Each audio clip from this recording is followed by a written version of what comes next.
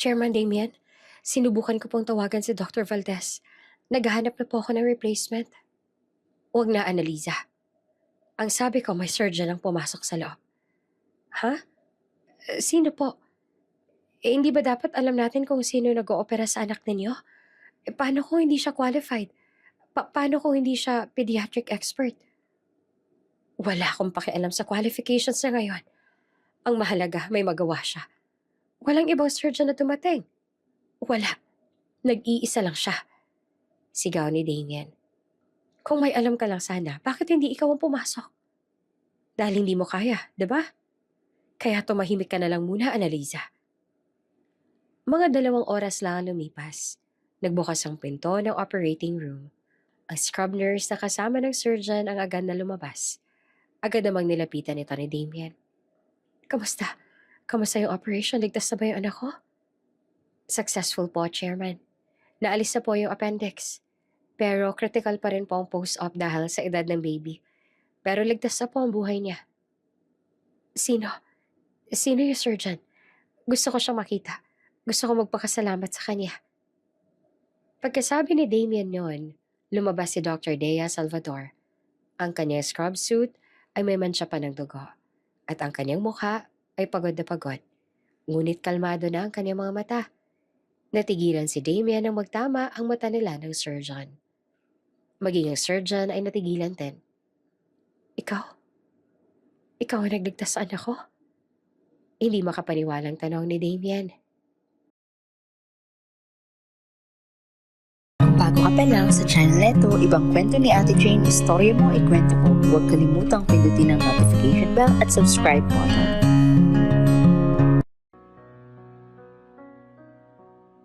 Ang sabi nila, mahirap daw magsakripisyo. Oo, mahirap naman talaga magsakripisyo. Lalo na kung yung sinusuko mo, yung mga bagay na minsan mo na rin pinangarap. Marami sa atin ngayon na mas pinipili na lang na iligtas ang sarili, pero may iba naman sa atin ang handang magsakripisyo para sa ikabubuti ng kapwa natin. Tulad lamang ng mga doktor. 10 minutes lang. Saad ni Dea sa isip bago niya unti-unting ipinikit ang mga mata. Sa kabilang banda, seryoso naman nakatitig si Chairman Damien sa chart na hawak niya. Nag-iikot siya sa ikalawang palapag ng Mount Carmel District Hospital. Ang kaniyang itim na suit ay perpektong planchado kahit na 3:00 na ng madaling araw. Kasama niya si Nurse Nena, ang chief nurse. Nahalatang napapagod na rin pero pinipilit pa rin maging alerto. Tiningnan niya ang mga chart sa pader. Ang kanyang ekspresyon ay hindi pa rin nagbabago. Nana, kamusta yung rounds? May critical cases ba tayong dapat tutukan bukas? Tanong ni Damien. Ang tono niya ay animong malamig pero may otoridad. Wala naman po sir. May 2 post-op lang po binabantayan namin. Sagot ni Nurse Nena. Sa kanya habang inaayos ang kanyang collar. Naglakad sila papunta sa gilid ng operating room complex kung saan may maliit na doctor's lounge. Bigla namang natigilan si Damien na mapansin ang isang figura ng tao na nakahiga sa sofa. Halatang natutulog. Ang suot nito ay scrub suit at ang surgical cap ay nakakalat lang sa sahig na ikinataas ang kilay niya.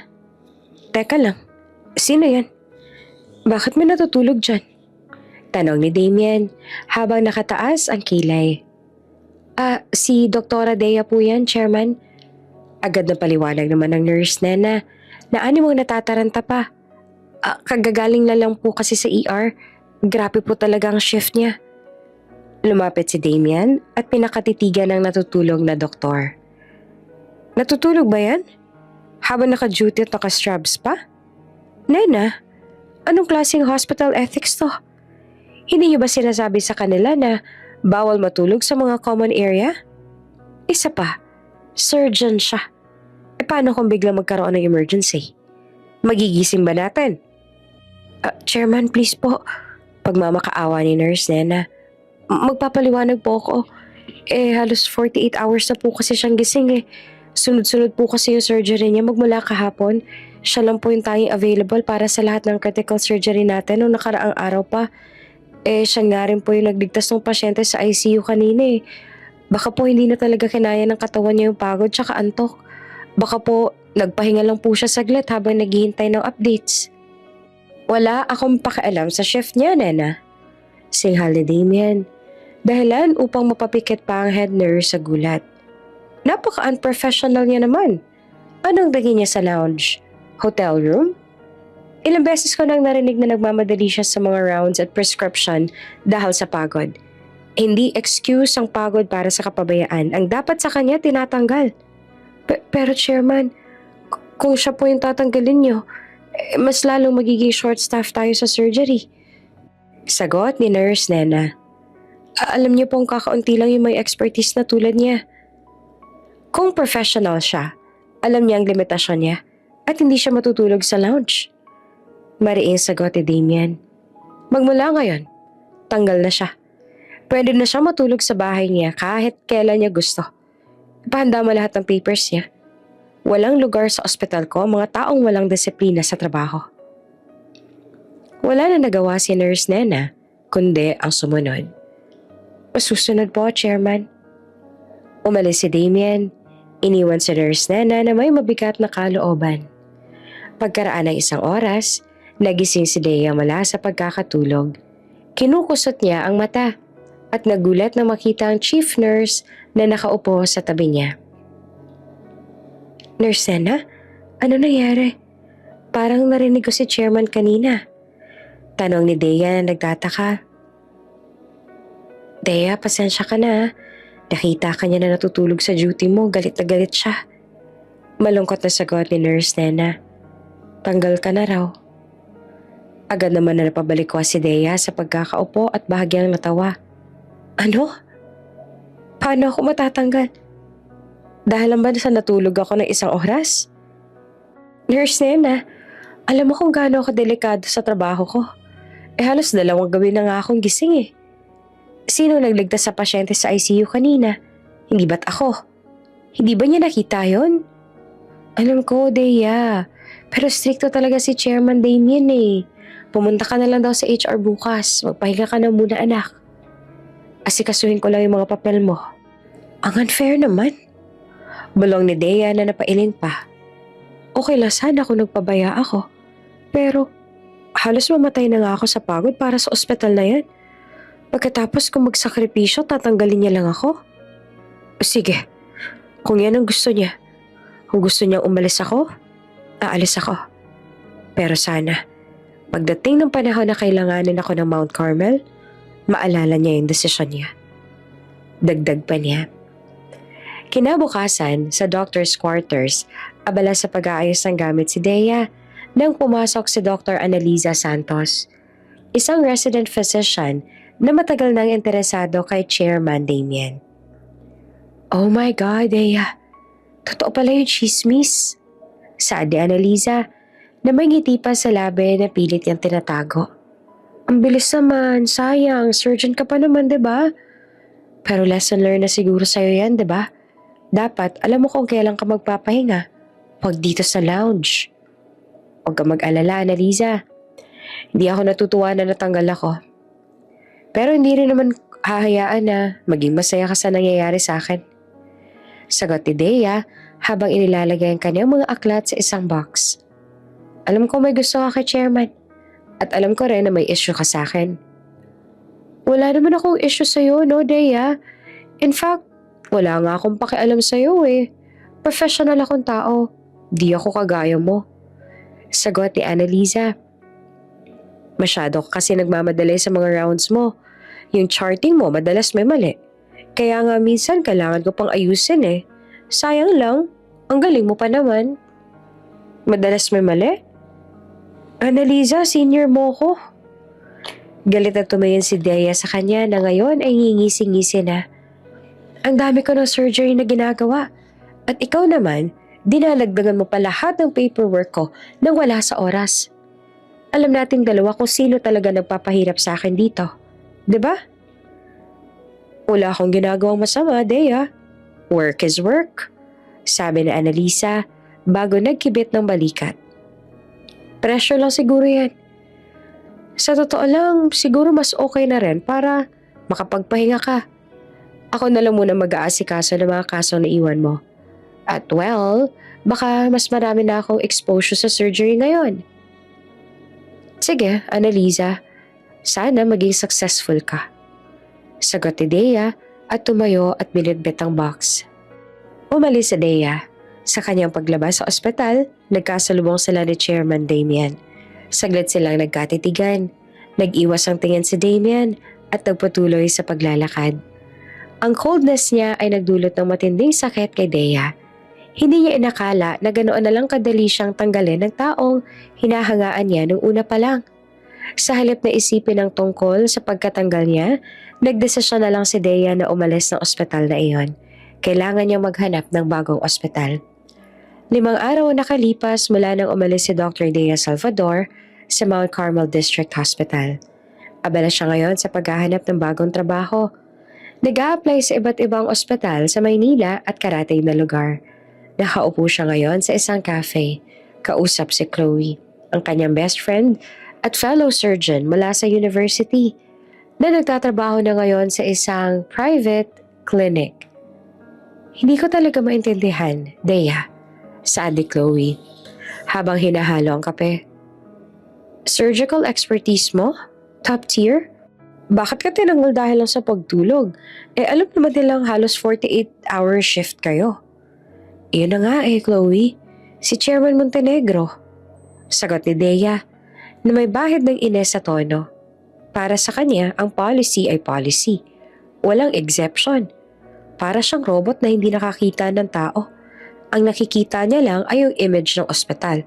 Hindi yung buhay na niligtas ko bago ako natulog. Grabe, napaka-harsh naman niya, sabi ni Chloe.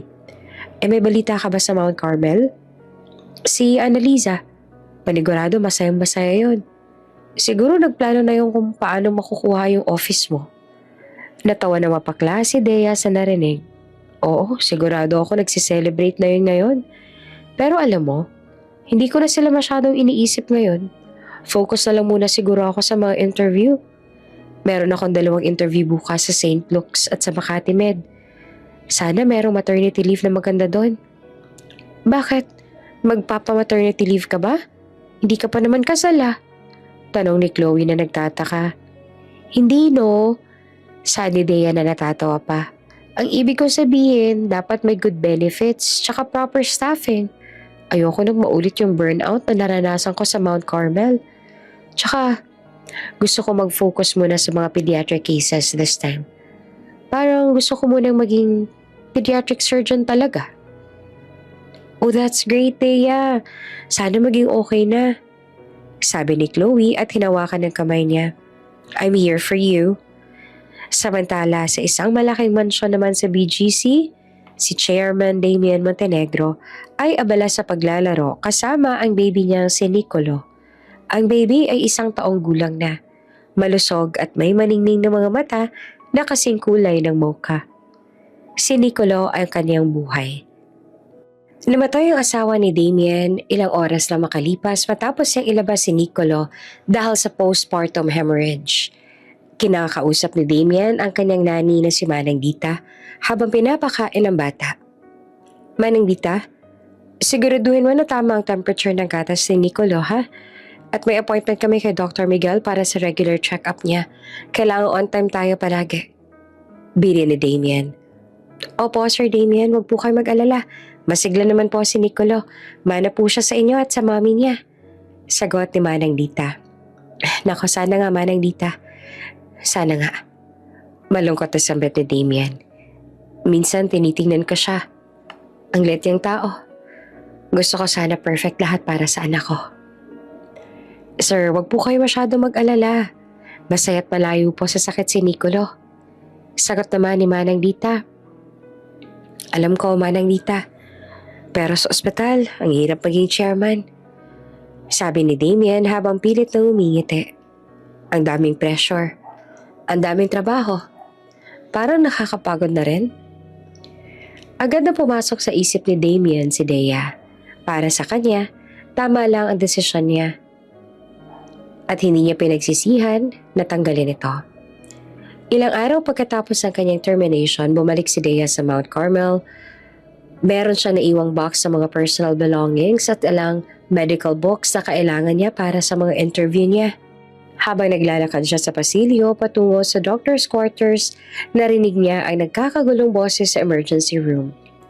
Napansin niya si Nurse Nena nakausap ang security guard at mukhang nag-aalala. Lumapit si Dea. Nurse Nena, bakit parang nagkakagulo kayo? Ano nangyayari? Tanong ni Dea. Agad naman na napalingon si Aling Nena sa kanya na bahagya pang namumutla ng mga oras na yon. Ay, Dea, ikaw pala, mabutit andito ka. Bakit? Ano ba nangyayari? May aksidente ba? Hindi, Dea. May emergency tayo. Yung baby po ni Chairman, si Nicolo, dinala dito dahil sa acute appendicitis. Bulong ng Nurse Nena na nanginginig pa ang boses. Kailangan emergency surgery ngayon na. Biglang nanlaki ang mga mata ni Dea. Appendicitis? Sa 1 taong gulang na baby? Hindi ba't delikado yun lalo na't bata ang pasyente? Nasaan ang surgeon?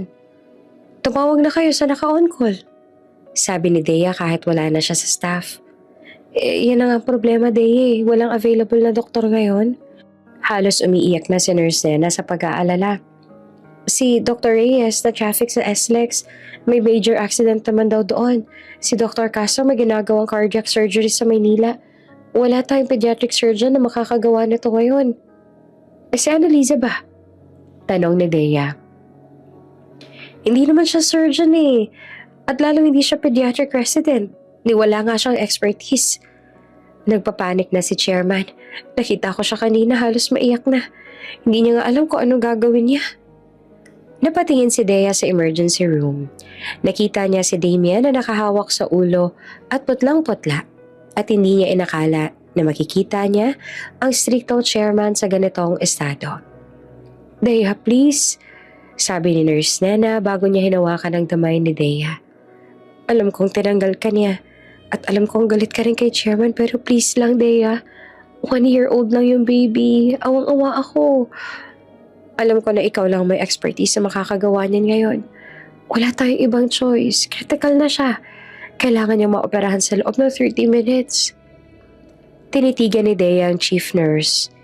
Hindi niya kilala ang bata. Pero ang sinumpaan niya bilang doktor ay mas mahalaga kesa sa galit niya. Ihanda niyo OR, sabi ni Dea na matigas pero determinado. OR 7, i-prioritize yung baby.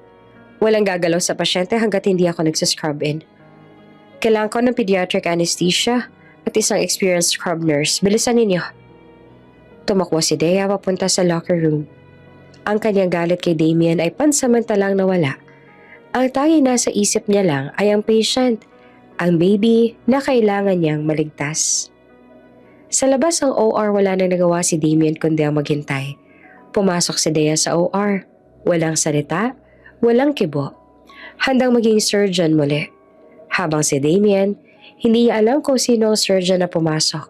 Pero ang tanging dasal niya ay maging successful ang surgery. Ilang sandali pa ay tumawag si Annalisa kay Damien. Chairman, narinig ko po yung nangyari. So sorry po. Kung ako po ang surgeon, gagawin ko po. Pero alam niyo naman po, hindi po ako qualified. Sabi ni Annalisa sa telepono. Huwag po kayo mag-alala. Maghahanap po ako ng surgeon sa labas. Huwag na, Annalisa. May surgeon ang pumasok sa loob para mag-perform ng surgery. Hindi ko alam kung sino. Pero sana maging okay na. Sagot ni Damien na putol-putol ang boses. Ha? Sino surgeon po? Kailangan nating malaman yung credentials ng pumasok. Baka hindi siya qualified. Sad ni Annalisa na may pag-aalinlangan pa. Wala akong pakialam sa credentials ngayon. Ang kailangan ko ay ang anak ko na mabuhay. Sigaw ni Damien na halatang nagpapanik. Ibinaba ni Damien ang telepono. Wala siyang magawa kung hindi ang maghintay. Ang mga oras na nagdaan sa labas ng operating room ay parang walang katapusan para kay Damien. Nakaupo siya sa isang silya. Ang kanyang suit ay gusot na at ang kanyang mukha ay puno ng pag-aalala. Walang bakas ng otoridad. Tanging isang ama na naghihintay ng balita tungkol sa kanyang nag-iisang anak. Hindi kalaunan ay dumating si Annalisa, nagmamadali at agad na nilapitan si Damien. Chairman Damien, sinubukan ko pong tawagan si Dr. Valdez. Naghahanap po ako ng replacement. Sabi ni Annalisa. Halatang nagpanggap na nag-aalala. Huwag na, Annalisa. Ang sabi ko may surgeon ang pumasok sa loob. Sagot pa ni Damien. Hindi mo lang siya tinapunan ng tingin. Pero sino po? Hindi ba dapat alam natin kung sino yung nag-oopera sa baby ninyo? Paano kung hindi siya qualified? Paano kung hindi naman talaga siya pediatric expert? Tanong ni Annalisa na may mong may pag-aalinlangan pa. Wala na akong pakialam sa qualifications niya. Ang mahalaga ngayon may magawa siya. Walang ibang surgeon na dumating. Wala. Nag-iisa na lang siya. Sigaw ni Damien. Kung may alam ka lang, bakit hindi ikaw ang pumasok? Dahil hindi mo kaya, diba? Kaya tumahimik ka na lang muna, Annalisa. Natahimik nga si Annalisa. Nasaktan sa pagsigaw ni Damien. Umatras siya ng kaunti at naghintay. Mga 2 oras lang lumipas, bumukas ang pinto ng OR. Ang scrub nurse sa kasama ni Dea ay agad na lumabas na agad namang nilapitan ni Damien. Kamusta? Kamusta yung operation? Ligtas na ba yung anak ko? Tanong ni Damien na nanginginig. Successful po, Chairman. Naalis po yung appendix. Pero critical pa rin po ang post-op dahil sa edad ng baby. Pero ligtas na po ang buhay niya. Sagot ng nurse na nakangiti na ngayon. Sino? Sino yung surgeon? Gusto ko siyang makita. Gusto ko magpasalamat sa kanya. Pagkasabi ni Damien yan, lumabas si Dr. Dea Salvador. Ang kanyang scrub suit ay may mantsa pa ng dugo at ang kanyang mukha ay pagod na pagod. Ngunit kalmado na ang kanyang mga mata. Natigilan si Damien at paging si Annalisa ay natigilan din. Dea? Ikaw? Ikaw ang nagligtas sa anak ko? Hindi makapaniwalang tanong ni Damien. Opo, Chairman. Ako po. Sagot ni Dea. Hindi man lang nagbago ang ekspresyon. Wala akong choice. Walang ibang available na makakagawa ng emergency surgery sa pediatric patient. Surgeon ako, Chairman. Isa sa pagliligtas ng buhay sinumpaan kong trabaho. Kahit pa natanggal ako, hindi ko maatim na mamatay ang isang baby sa ospital na to dahil lang sa policy. Naramdaman ni Damien na parang gumuho ang kanyang mundo. Naalala niya kung paano niya itong pinagalitan dahil lang sa natulog ito ng ilang minuto matapos magligtas ng buhay. Ito yung babaeng tinanggal niya dahil sa pagiging unprofessional. Pero siya pa rin ang dumating para iligtas ang kaniyang anak. Dea, saad ni Damien na nakayuko ng mga oras na yon. Anak ko si Nicolo. Siya na lang natitira sa akin. Simula nang mamatay ang asawa ko nung isinilang niya si Nicolo. Hindi mo alam kung gaano siya kahalaga sa akin. Wala akong mukhang maihaharap sa iyo ngayon. Hindi ko sukat akalain na yung doktor na tinanggal ko, yun pa palang magliligtas sa buhay ng anak ko. Ang importante, ligtas na si Nicolo. Ang medical ethics ko nagdala sa akin dito, Chairman. Hindi naman ang trabaho. Mariing sagot ni Dea.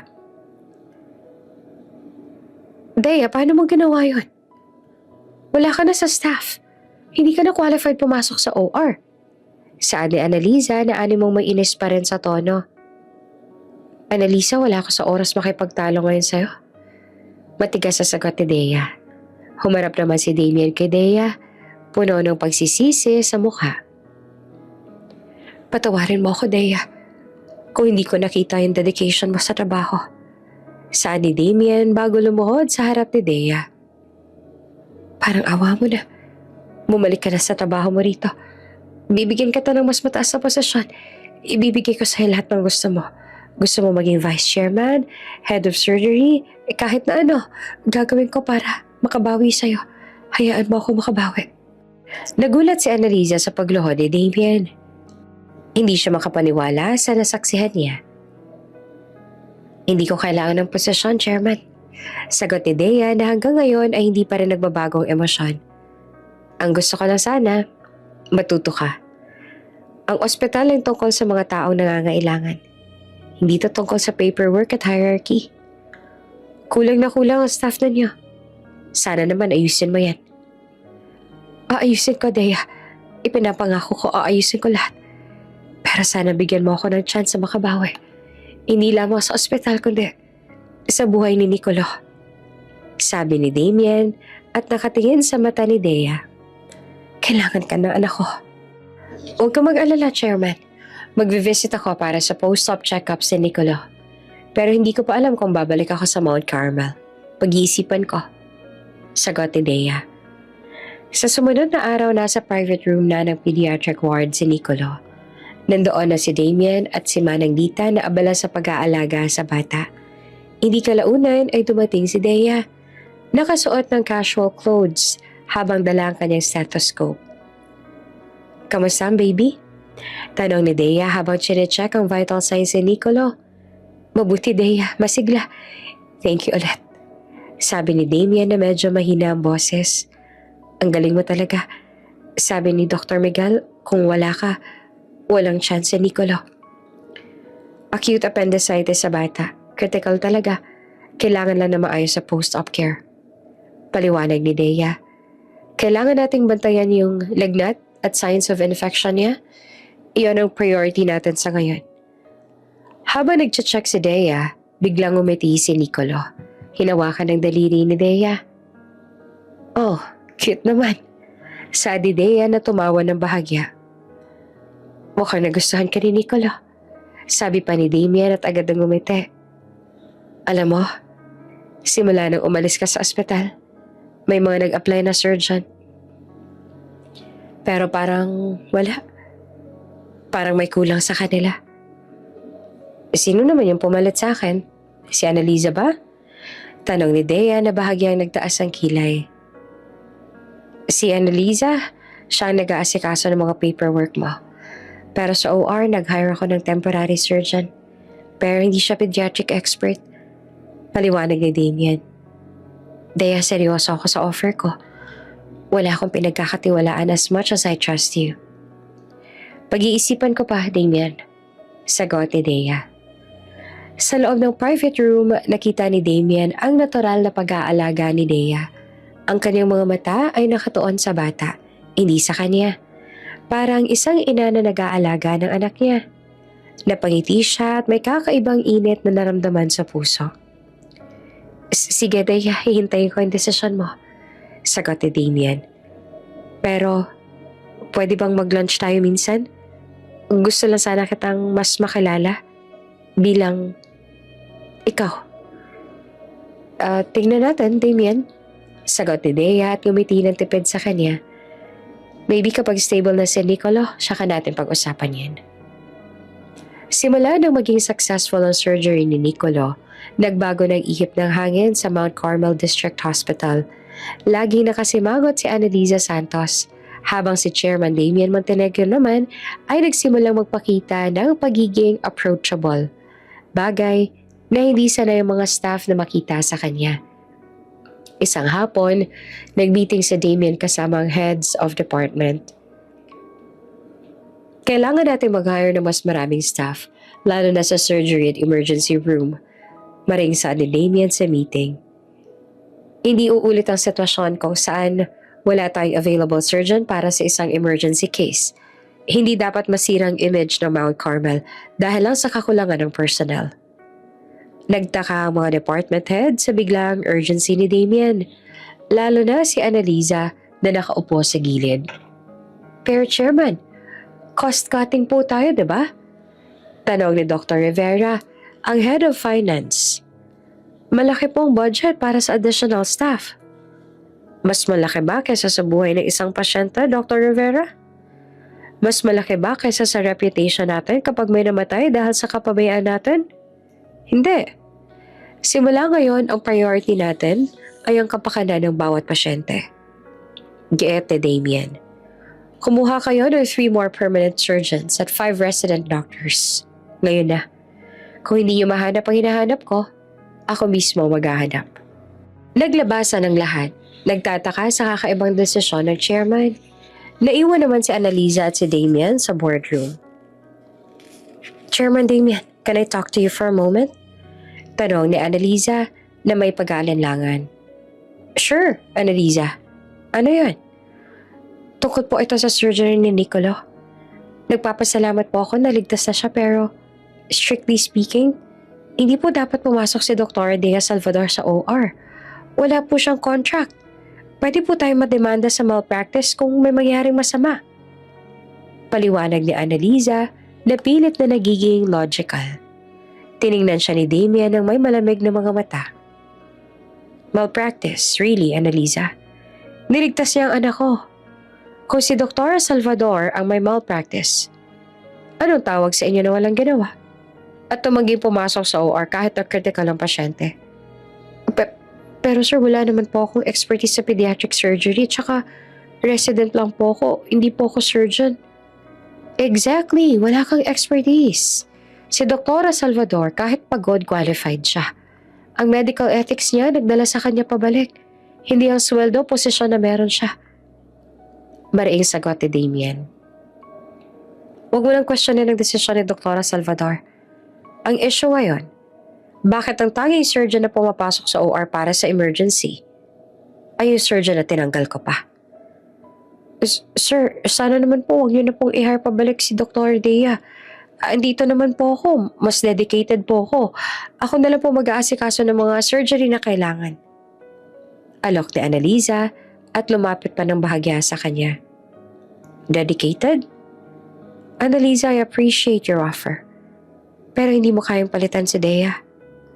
Wala pa siya, pero nakita ko ng diferensya. Ang tanging focus mo lang ay pagkuha ng posisyon niya. That's politics. Hindi yan medicine. Matigas sa saan ni Damian. Makinig ka. Kung magaling kang talaga, patunayan mo sa OR, hindi sa office ko. Umalis si Damian, iniwan si Annalisa na puno ng galit at inggit. Animong walang nagawa ng paninira niya kay Dea.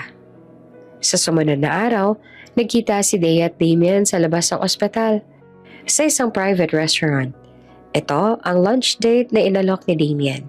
Nakita ni Dea si Damian na naka-casual clothes, polo, shirt at slacks. Ibang-iba sa suit and tie na suot niya sa ospital. Salamat at pumayag ka, Dea. Ilang araw na ako naghihintay ng text mo. Sabi ni Damian bago ngumiti. Wala namang ibang nagawa si Dea. Kung hindi ang suklian ang ngiti ni Damian. Masaya po ako na stable na si Nicolo. That's my priority. Sagot naman ni Dea. Pero yung tungkol sa offer mo, pinag-iisipan ko pa. Ano pa bang kailangan mong malaman?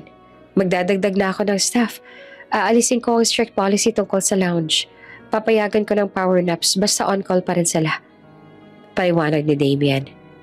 Nagbago na ako, Dea. Marami ako natutunan sa'yo dahil na rin sa ginawa mo sa anak ko. And I appreciate that, Damian. Pero may iba pa akong dahilan. Sabi ni Dea na nag-aalinlangan. Hindi lang workload ang issue ko. Merong tao sa loob ng staff ninyo na hindi ko kayang makasama sa trabaho. Si Annalisa ba? Tanong ni Damian. Bahagya pa natigilan si Dea bago siya nag-iwas ng tingin kay Damian. Oo, siya. Toxic siya sa trabaho. At napapansin ko na madalas niya akong ibuli. Masyado siyang ambitious at personal ang turing niya sa trabaho namin. Hindi ko kaya magtrabaho kung alam kong may sumasabotahe sa akin. Paliwanag ni Dea. I will handle Annalisa.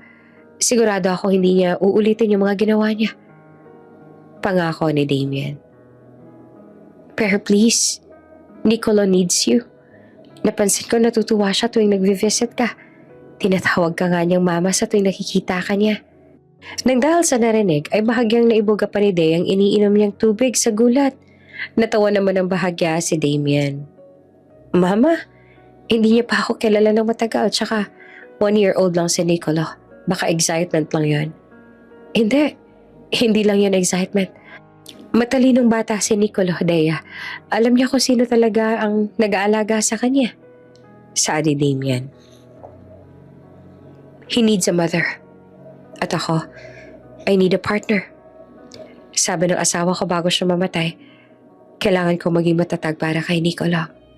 Pero I realized, kailangan ko rin ng kasama. Damian, gusto ko maging bahagi ka ng buhay namin, Dea. Hindi lang bilang surgeon. Pagpapatuloy ni Damien. Gusto kong makilala ka ng mas mabuti. Just tell me, what makes you happy? Sa unang pagkakataon, simula nang matanggal siya ay sumilay ang ngiti sa labi ni Dea. Surprise yan, Chairman. Kailangan mo pa ako i-date para malaman mo. I accept the challenge, Dr. Salvador. Biro pa ni Damien bago sila nagtawanan. Habang nag-uusap sila sa kabilang kanto, nagmamaneho naman si Annalisa. Nakita niya ang sasakyan ni Damien sa parking lot ng restaurant. Agad siyang huminto kahit na nagtataka. Sinilip niya ang labas at nakita niya si Damien at Dea na tumatawa sa cafe. Nagdilim ang mukha ni Annalisa nang dahil sa nasaksihan. Hindi to pwede. Hindi ko hahayaang bumalik siya at makuha ang lahat. Ang posisyon si Damien, hindi pwede. Galit na sa ni Annalisa habang mahigpit na nakahawak sa manibela. Matapos ang sunod-sunod na lunch dates at evening visits kay Nicolo, hindi kalaunan ay pumayag na si Dea na bumalik sa Mount Carmel District Hospital. Hindi lang bilang isang surgeon, kundi bilang vice chairman at head of surgery. Ang pagbabalik niya ay naging malaking balita sa buong ospital. At dahil sa pagbabalik niya, hindi naging masaya si Annalisa. Sa unang araw ni Dea sa posisyon niya, wala siyang ibang nagawa kung hindi ang i-meeting ang kanyang surgical staff. Hindi ako babalik dito para lang maging vice chairman at umupo sa office. Saad ni Dea habang nakatayo sa conference room. Gusto kong ayusin yung sistema rito. Medyo critical ang staffs natin. Sisiguraduhin ko fair at balanced ang workload ng bawat isa. At zero tolerance tayo sa bullying at toxicity sa loob ng OR. Dr. Salvador, wala na po kami toxic na behavior. Pilit ng isang senior resident. Kung wala, mabuti. Pero kapag may narinig akong reklamo, ako mismo mag-iimbestiga sa inyo. Mariing sagot ni Dea. Nagpatuloy ang meeting nila sa conference room. Nang matapos naman, ay agad nang nilapitan ni Annalisa si Dea. Welcome back, Dr. Salvador. Ang bilis niyo namang bumalik. Sabi ni Annalisa nang may pilit ng ngiti. Sana lang hindi niyo makalimutan yung mga resident doctors na naghirap habang wala kayo. Never ko silang makakalimutan, Annalisa. At sana, hindi mo rin makalimutan yung rules ng professionalism at hospital hierarchy. Sagot naman ni Dea na kalmado, ngunit matigas ang boses. Ngayong ako na ang head of surgery. Kung may issue ka sa OR schedule, operation cases, sa akin ka direktang mag-report. Huwag ka na magpaligoy-ligoy pa sa mga patutsada mo. Okay? Nagmumukha kang immature sa ginagawa mo. Hindi na nakasagot si Annalisa. Sa harap na sumagot, ay wala siyang ibang ginagawa kung hindi ang umalis.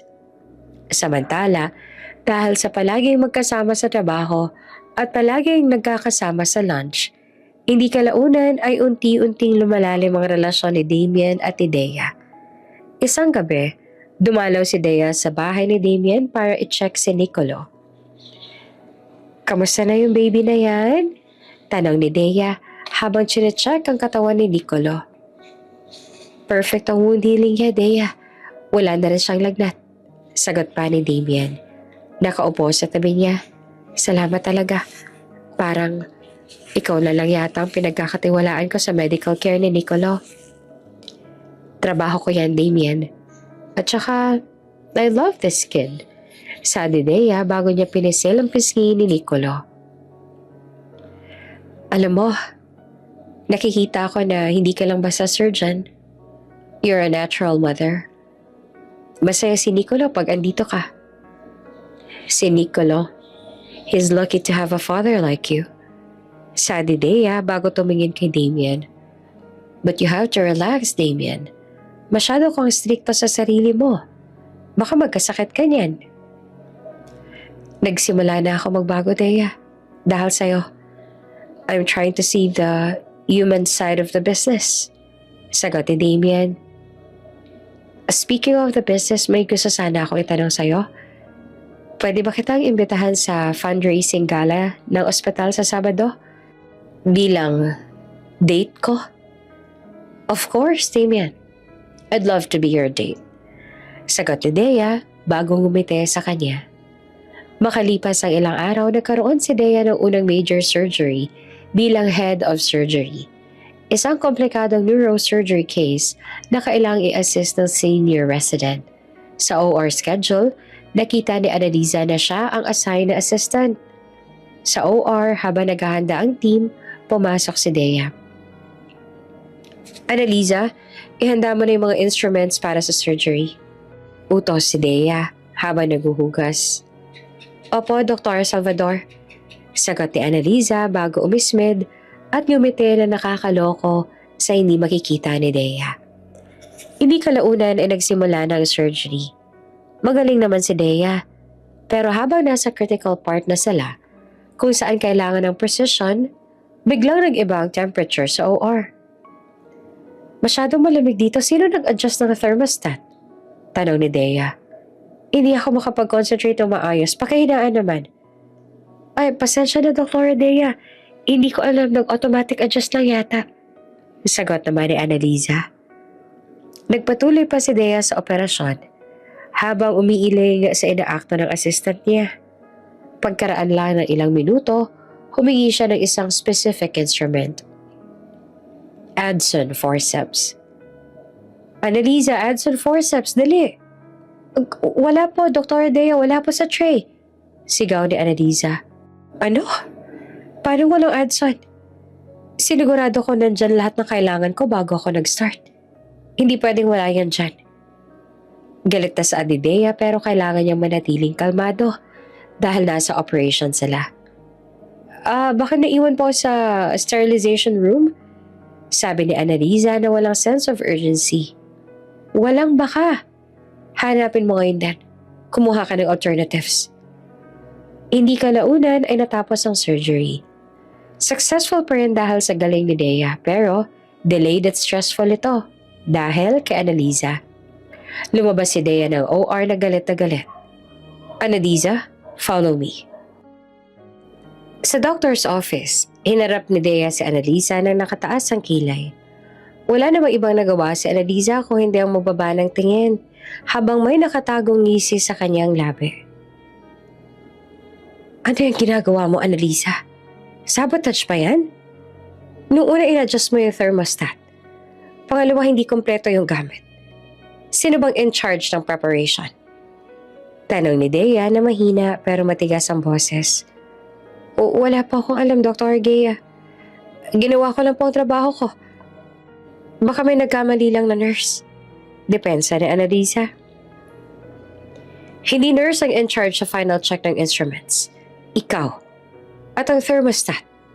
Alam mong critical ang temperature para sa neurosurgery. Hindi ako tanga, Annalisa. Alam ko may ginagawa ka. Sabi Dea. Wala po kayong pruweba, Doc. At saka pwede ba? Huwag mo akong pinagbibintangan sa bagay na hindi ko namang ginawa. Baka napapagod lang kayo sa dami ng pressure sa inyo. Baka nag-hallucinate lang kayo. Palaban na sagot naman ni Annalisa. Gusto mo ng pruweba? Sige. Simula ngayon. Hindi ka na mag-a-assist sa anumang surgery ko. Ako mismo magre-report sa board tungkol sa behavior mo. At kapag may proof ako na sinadya mo yan, tanggal ka na. Walang chairman na magliligtas sa'yo sa mga kagagahan mo. Banta ni Dea sa kanya. Sige, gawin mo. Tingnan natin kung sino yung paniniwalaan nila. Matapang na sagot ni Annalisa, pero sa loob niya ay nanginginig na siya sa takot. Alam ni Dea na hindi siya makakakuha ng proof agad, pero alam din niya na hindi titigil si Annalisa. Ang taunang fundraising gala ng Mount Carmel Hospital ay gaganapin sa isang marayang hotel ballroom. Ito ang pinakamalaking social event ng taon at dito nagtitipon ang lahat ng mayayaman, investors at influential figures na konektado sa ospital. Ito rin ang opisyal na debut na Chairman Damien Montenegro at Dr. Dea Salvador bilang couple. Bagay na ikinagalit ni Annalisa Santos. Nag-iikot si Annalisa sa ballroom. Suot ang mamahaling gown, naghahanap ng mga tao makakausap. Ang main goal niya ay sirain ang imahe ni Dea sa lahat ng naroroon. Annalisa, ang ganda ng gown mo sabi ni Mrs. Gonzales, isang board member. Salamat po ma'am. Kailangan po kasi maging presentable tayo para sa image ng Mount Carmel. Sagot naman ni Annalisa, sabay bulong. Sana lang ang ibang doctors hindi kalimutan ang dress code. May mga personal issues kasi sila na minsan nadadala nila sa trabaho, ma'am. Nakakahiya. Ha? Sinong sinasabi mo? Tanong ni Mrs. Gonzales. Wala po, ma'am. Pero alam niyo na po, si Dr. Salvador, mukhang mas focus siya ngayon sa social life kaysa sa OR. Pabulong na saan ni Annalisa. Sana lang po hindi niya mapabayaan yung mga kaso ng pasyente niya. Hindi kalaunan ay pumasok na sina Damien at Dea sa ball. Si Damien ay nakasuot ng tuxedo, habang si Dea naman ay nakasuot ng isang eleganteng emerald green gown. Agad silang naging center of attention nang pumasok sila. Nakita ni Dea si Nurse Nena kaya naman agad siyang napangiti rito. Doktora Dea, ang ganda niyo. Bagay na bagay kayo ni Chairman. Bati ni Nurse Nena. Salamat, Nurse Nena. Kamusta naman ang ospital habang wala kami? Tanong ni Dea. Maayos naman po. Nagbago si Chairman. Nagdagdag po ng staff tsaka nagpa-renovate na rin po ng lounge. May power nap na raw po. Masayang balita ni Nurse Nena. Ayan, promise fulfilled.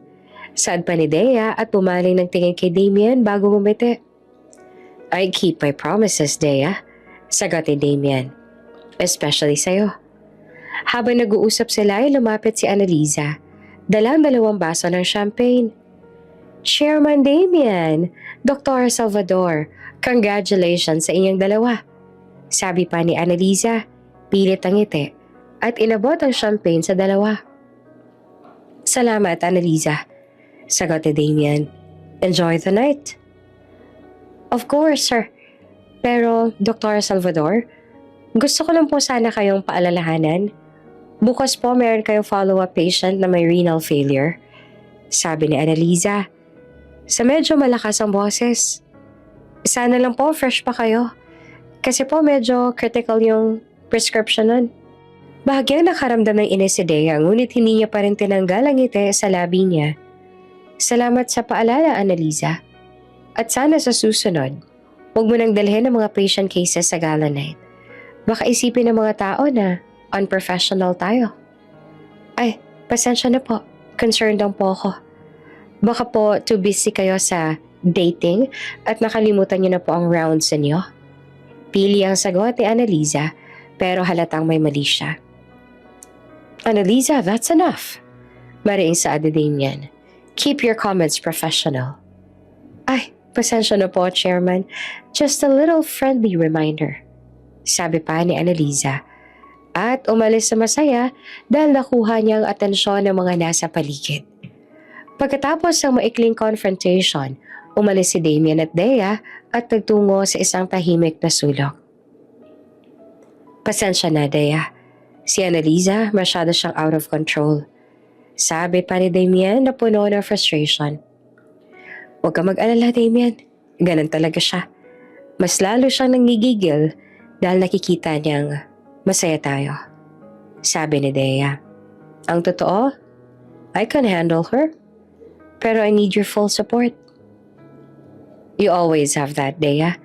Ano bang gusto mong gawin ko? Tanong ni Damien. Gusto kong imbestigahan mo ang nangyari sa OR. I'm sure, sinadya niya akong isabasahe sa instruments at temperature. Pakiusap ni Dea. Kailangan ko maging safe ang OR para sa mga patients ko. Hindi lang naman to tungkol sa akin, Damien. Sige, iuutos ko sa Chief of Security na tingnan ng CCTV footage sa labas ng OR at sterilization room. Pangako ni Damien sa kanya. Tinignan ni Damien si Dea na puno ng paghanga. Ikaw lang kilala kong kumakalaban kay Annalisa. Lahat ng staff natatakot sa kanya. Pero ikaw, matapang ka. I'm a surgeon, Damien. Hindi ako natatakot sa pressure o pagbabantalang. Sagot ni Dea. Nagpatuloy ang gabi. Habang nag-iikot si Annalisa, nag-iisip siya ng may malaking plano. Nakita niya si Dr. Rivera, ang head of finance na nag-iisa. Dr. Rivera, kamusta na po ang budget ng Mount Carmel? Tanong ni Annalisa nang makalapit. Medyo tight, Annalisa. Sa dami ng staff na hinahanap ni Chairman, baka maubos ang reserves natin. Sagot ni Dr. Rivera na nag-aalala. Alam ko, Dr. Rivera, lalo na't big spender si Dr. Dea.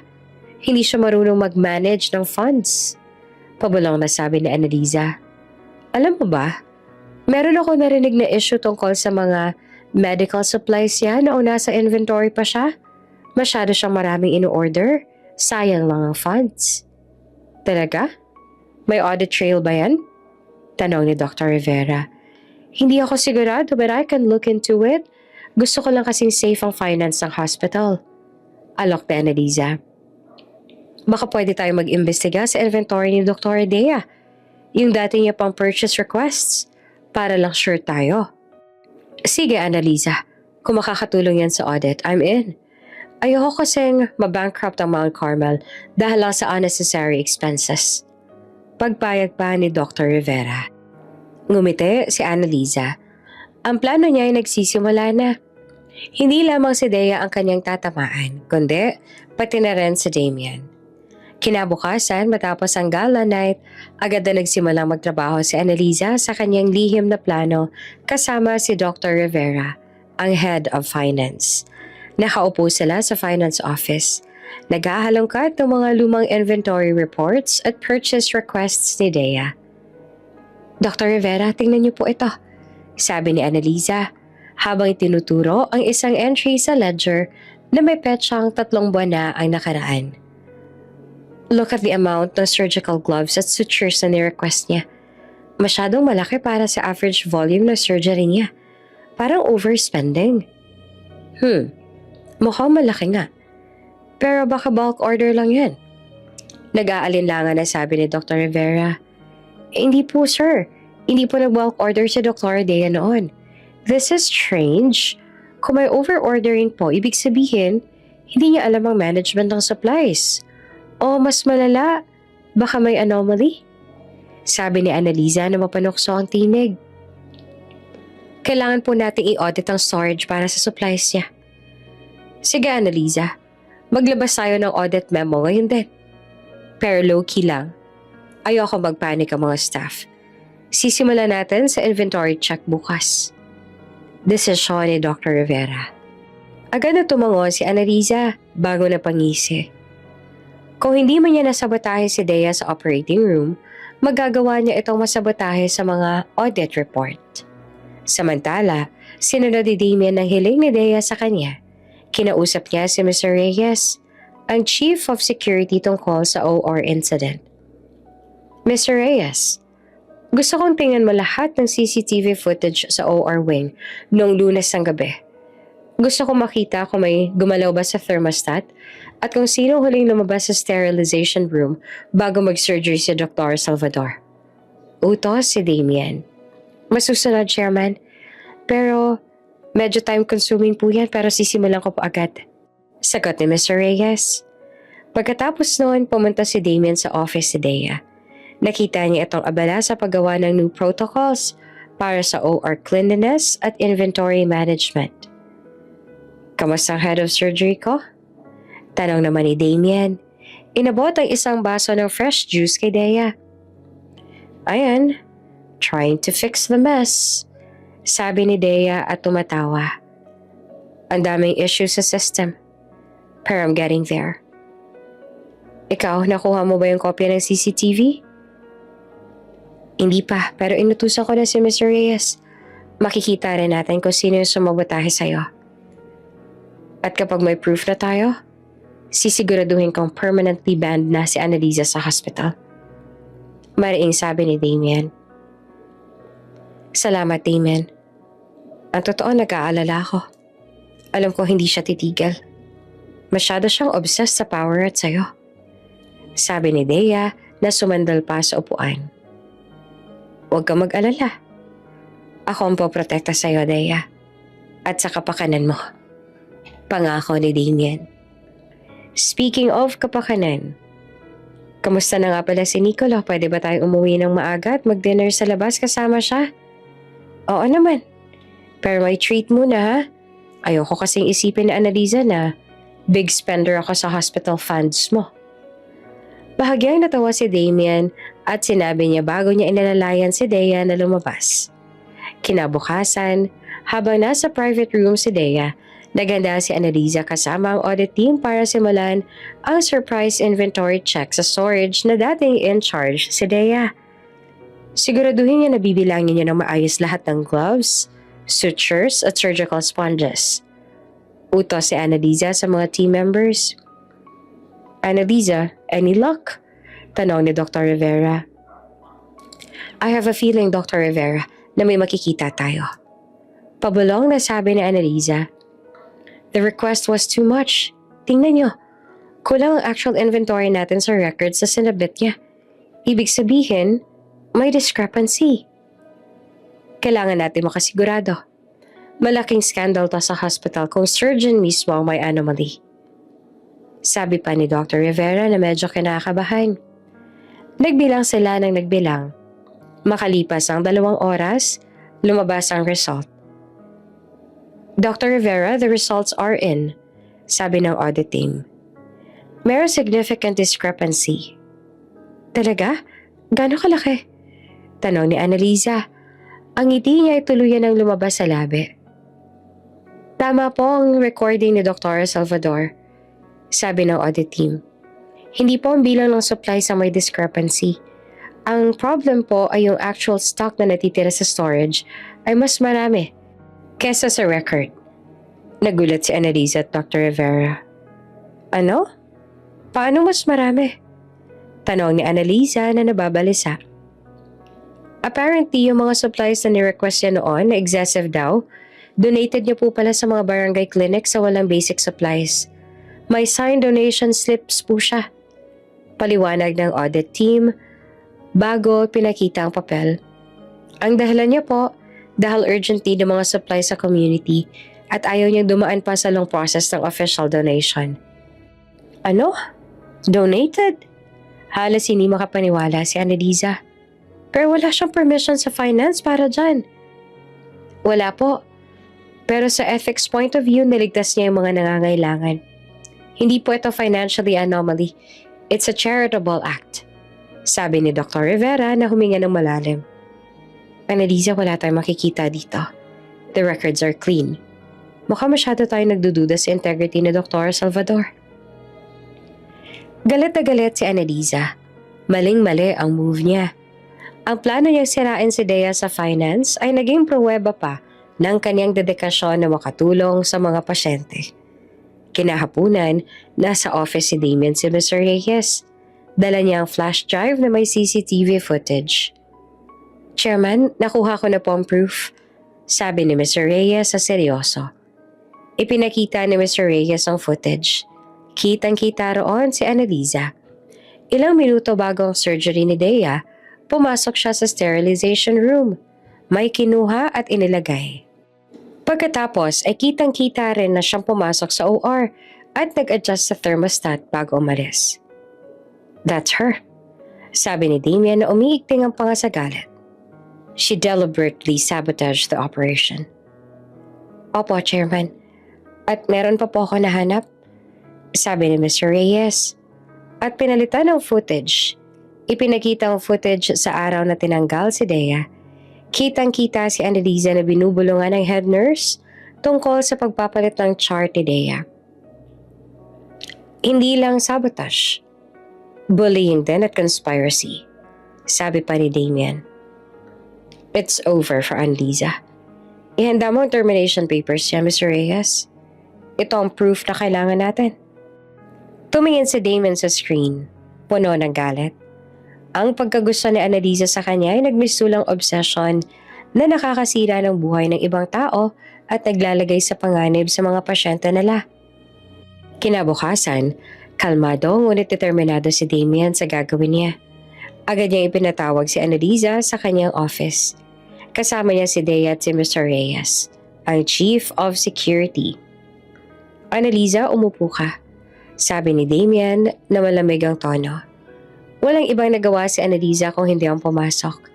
Nakita niya si Dea at Mr. Reyes kaya naman agad siyang nakaramdam ng kaba. Chairman Damien, bakit po may security? May emergency po ba? Tanong ni Annalisa na pilit na nagpapaka-inosente. Wala, Annalisa. This is an emergency of ethics. Sagot naman ni Damien. Meron tayong pag-uusapan tungkol sa recent audit at OR incident. Yung audit po? Alam ko na po yan, Chairman. No financial anomaly po. Nakita na po ni Dr. Rivera na nag-donate po si Dr. Dea. Hindi po to sabotage. Mabilis sasabi ni Annalisa na nagmamadaling ipagtanggol ang sarili sa audit issue. Hindi yon ang issue dito, Annalisa? Mariing sa Damien. Gusto ko kasing malaman mo na hindi lamang financial audit ang ginawa namin. Meron din kaming security audit. Sinesa ni Damien si Mr. Reyes. Agad na isinalang ni Mr. Reyes ang CCTV footage sa malaking monitor sa likod ni Damien. Kitang-kita roon ang mukha ni Annalisa. Ito ang footage sa labas ng OR noong surgery ni Dea.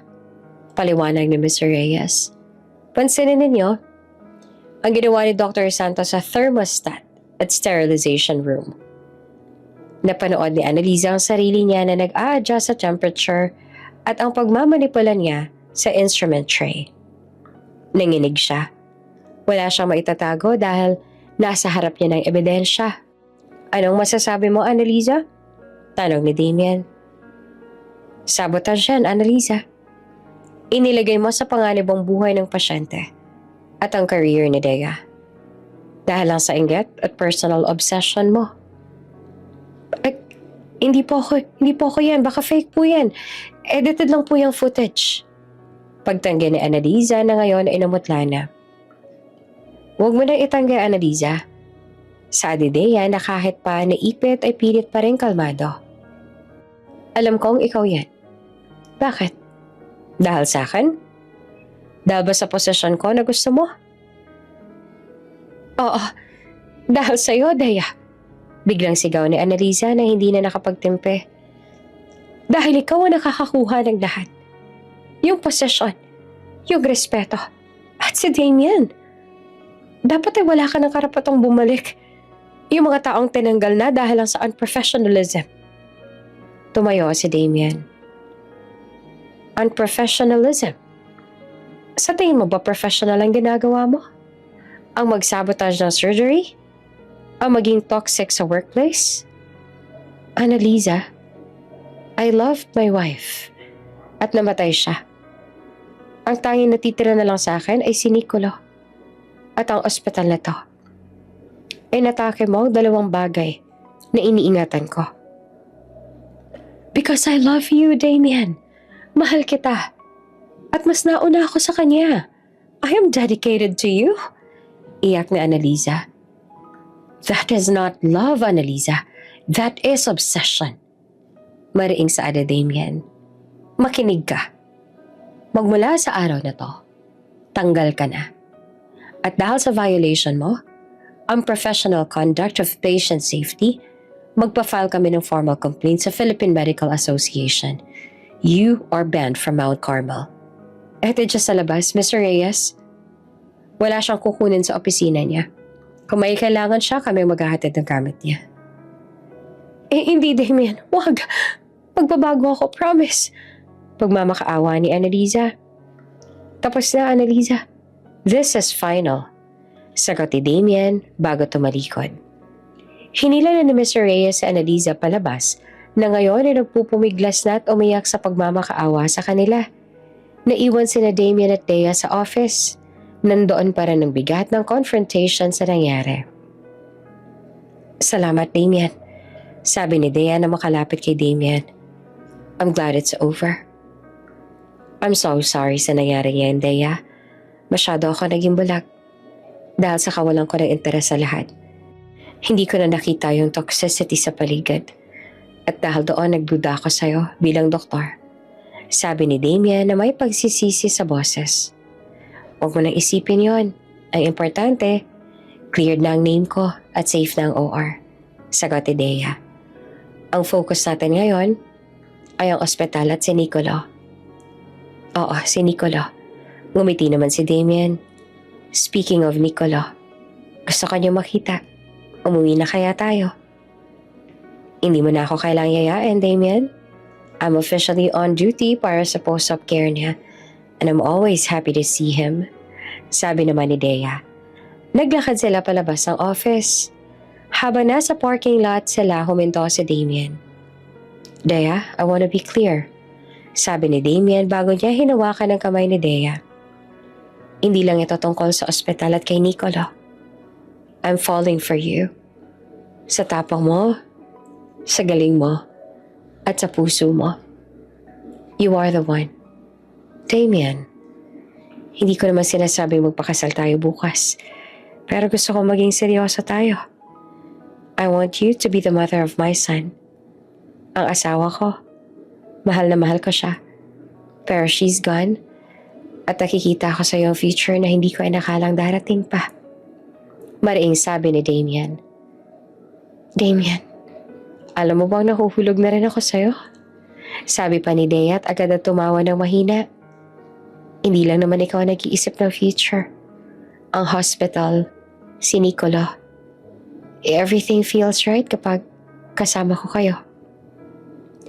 Niyakap ni Damien si Dea. Kinahapunan, nasa bahay na si Dea. Naglalaro sila ni Nicolo sa living room. Pumasok si Damien na may dalang isang maliit na jewelry box. Nicolo, look what I have. Sabi ni Damien. Umupo sa tabi ni Dea. Binuksan ni Damien ang kahon. Sa loob ay may isang magandang ring na may emerald na bato. Ang kulay ng gown ni Dea sa gala ng nakaraan. Hindi pa ito engagement ring, Dea. This is a promise ring. Paliwanag ni Damien. A promise that I will never let you go. At a promise na gagawin ko ang lahat para maging masaya ka. Kasama si Nicolo. Ang ganda, Damien. Ani habang nakatitig sa singsing at may luha sa mga mata na sobrang saya. Isinuot ni Damien ang singsing sa daliri ni Dea. Nang tinanggap nito ang singsing, hinalikan niya ito sa noo.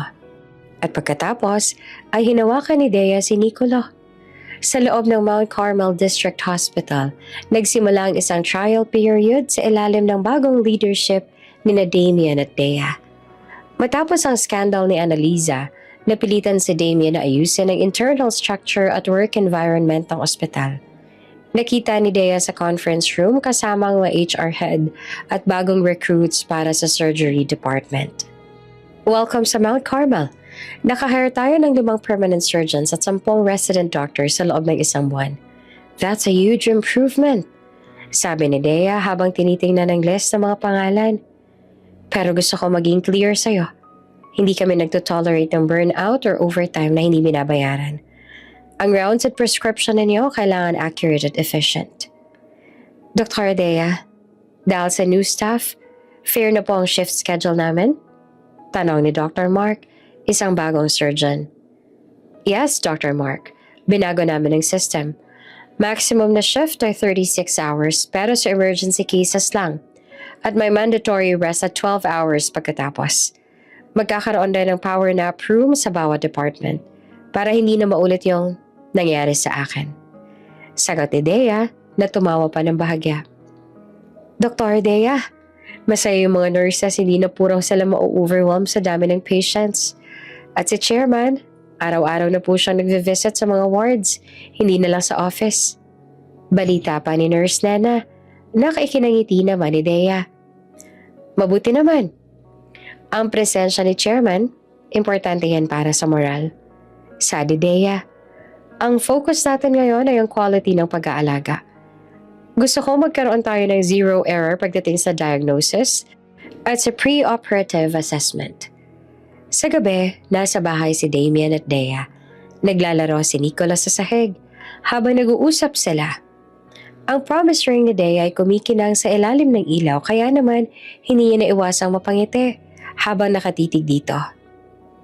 Masyadong seryoso yung work schedule mo, Dea. Head of surgery ka na pero parang mas busy ka pa sa akin. Sabi ni Damian habang chinecheck ang emails niya. Kailangan kong maging busy, Damian. Kailangan kong patunayan na tama yung desisyon mo na bumalik ako. At saka, kailangan kong ayusin ang mga damage na iniwan ni Annalisa. Sagot ni Dea. Speaking of Annalisa, wala na ba siyang ginawa? Wala na, banda siya. At nalaman ko nag-apply siya sa ibang hospital. Pero hindi na rin siya tinanggap dahil sa bad record niya. Ang bilis ng karma niya, no? Sad pa ni Damian, bago natawa. Hindi karma yon, Damian. That's a consequence. Hindi mo maitatago ang unethical behavior mo sa medisina. Paliwanag ni Diana. Dahilan upang mapangiwi na lamang sa Damian. Pero Damian, pag-usapan naman natin yung atin. Gusto mo pa mag-out of town tayo sa susunod na long weekend? Para naman makapagpahinga rin ako. Sounds good. Saan mo gustong pumunta? Baguio? Tagaytay? Kahit saan. Basta kasama ka, tsaka si Nicola of course. At gusto ko yung walang hospital calls, sabi ni Dea. At ngumiti. Mas mainam, gusto mo ako pa mismo ang magpapa-off sa phone mo, sabi Damian. Lumapit naman si Nicolo na may dala siyang toy stethoscope at inilagay sa dibdib ni Dea. Up, sabi ni Nicolo.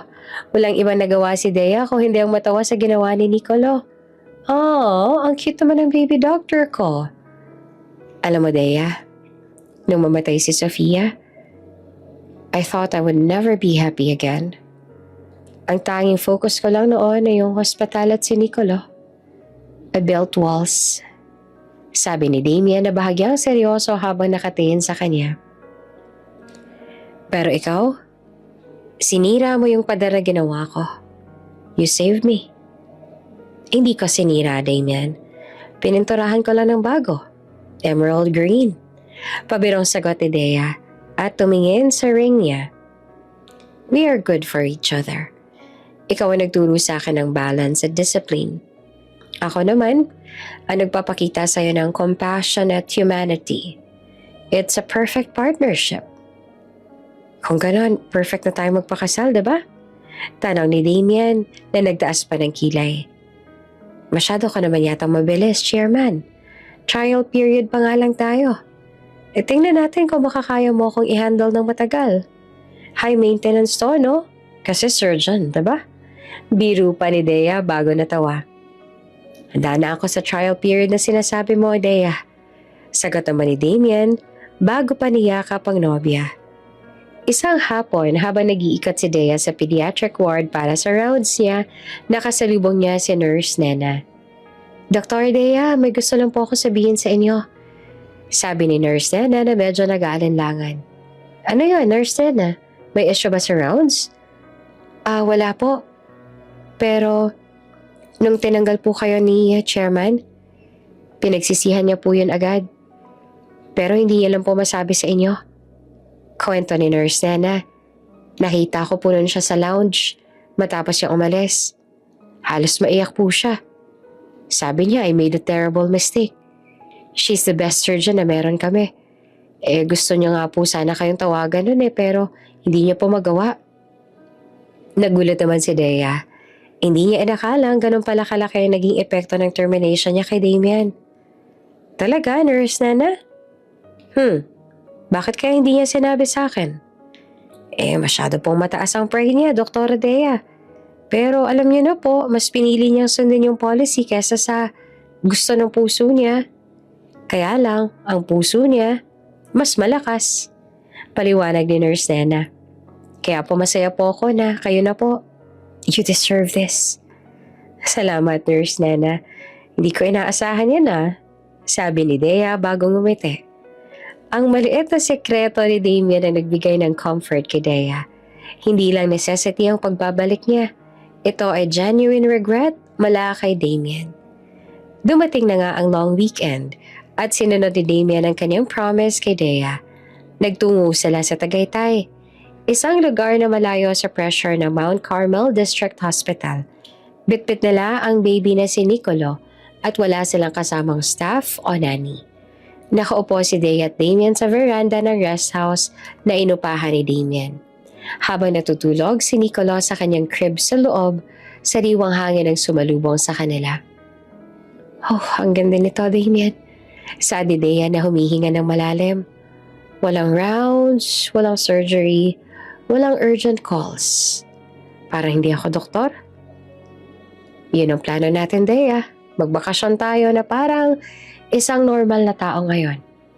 Sagot ni Damien bago inabot ang kamay ni Dea. And I kept my promise, naka-off ang phone mo.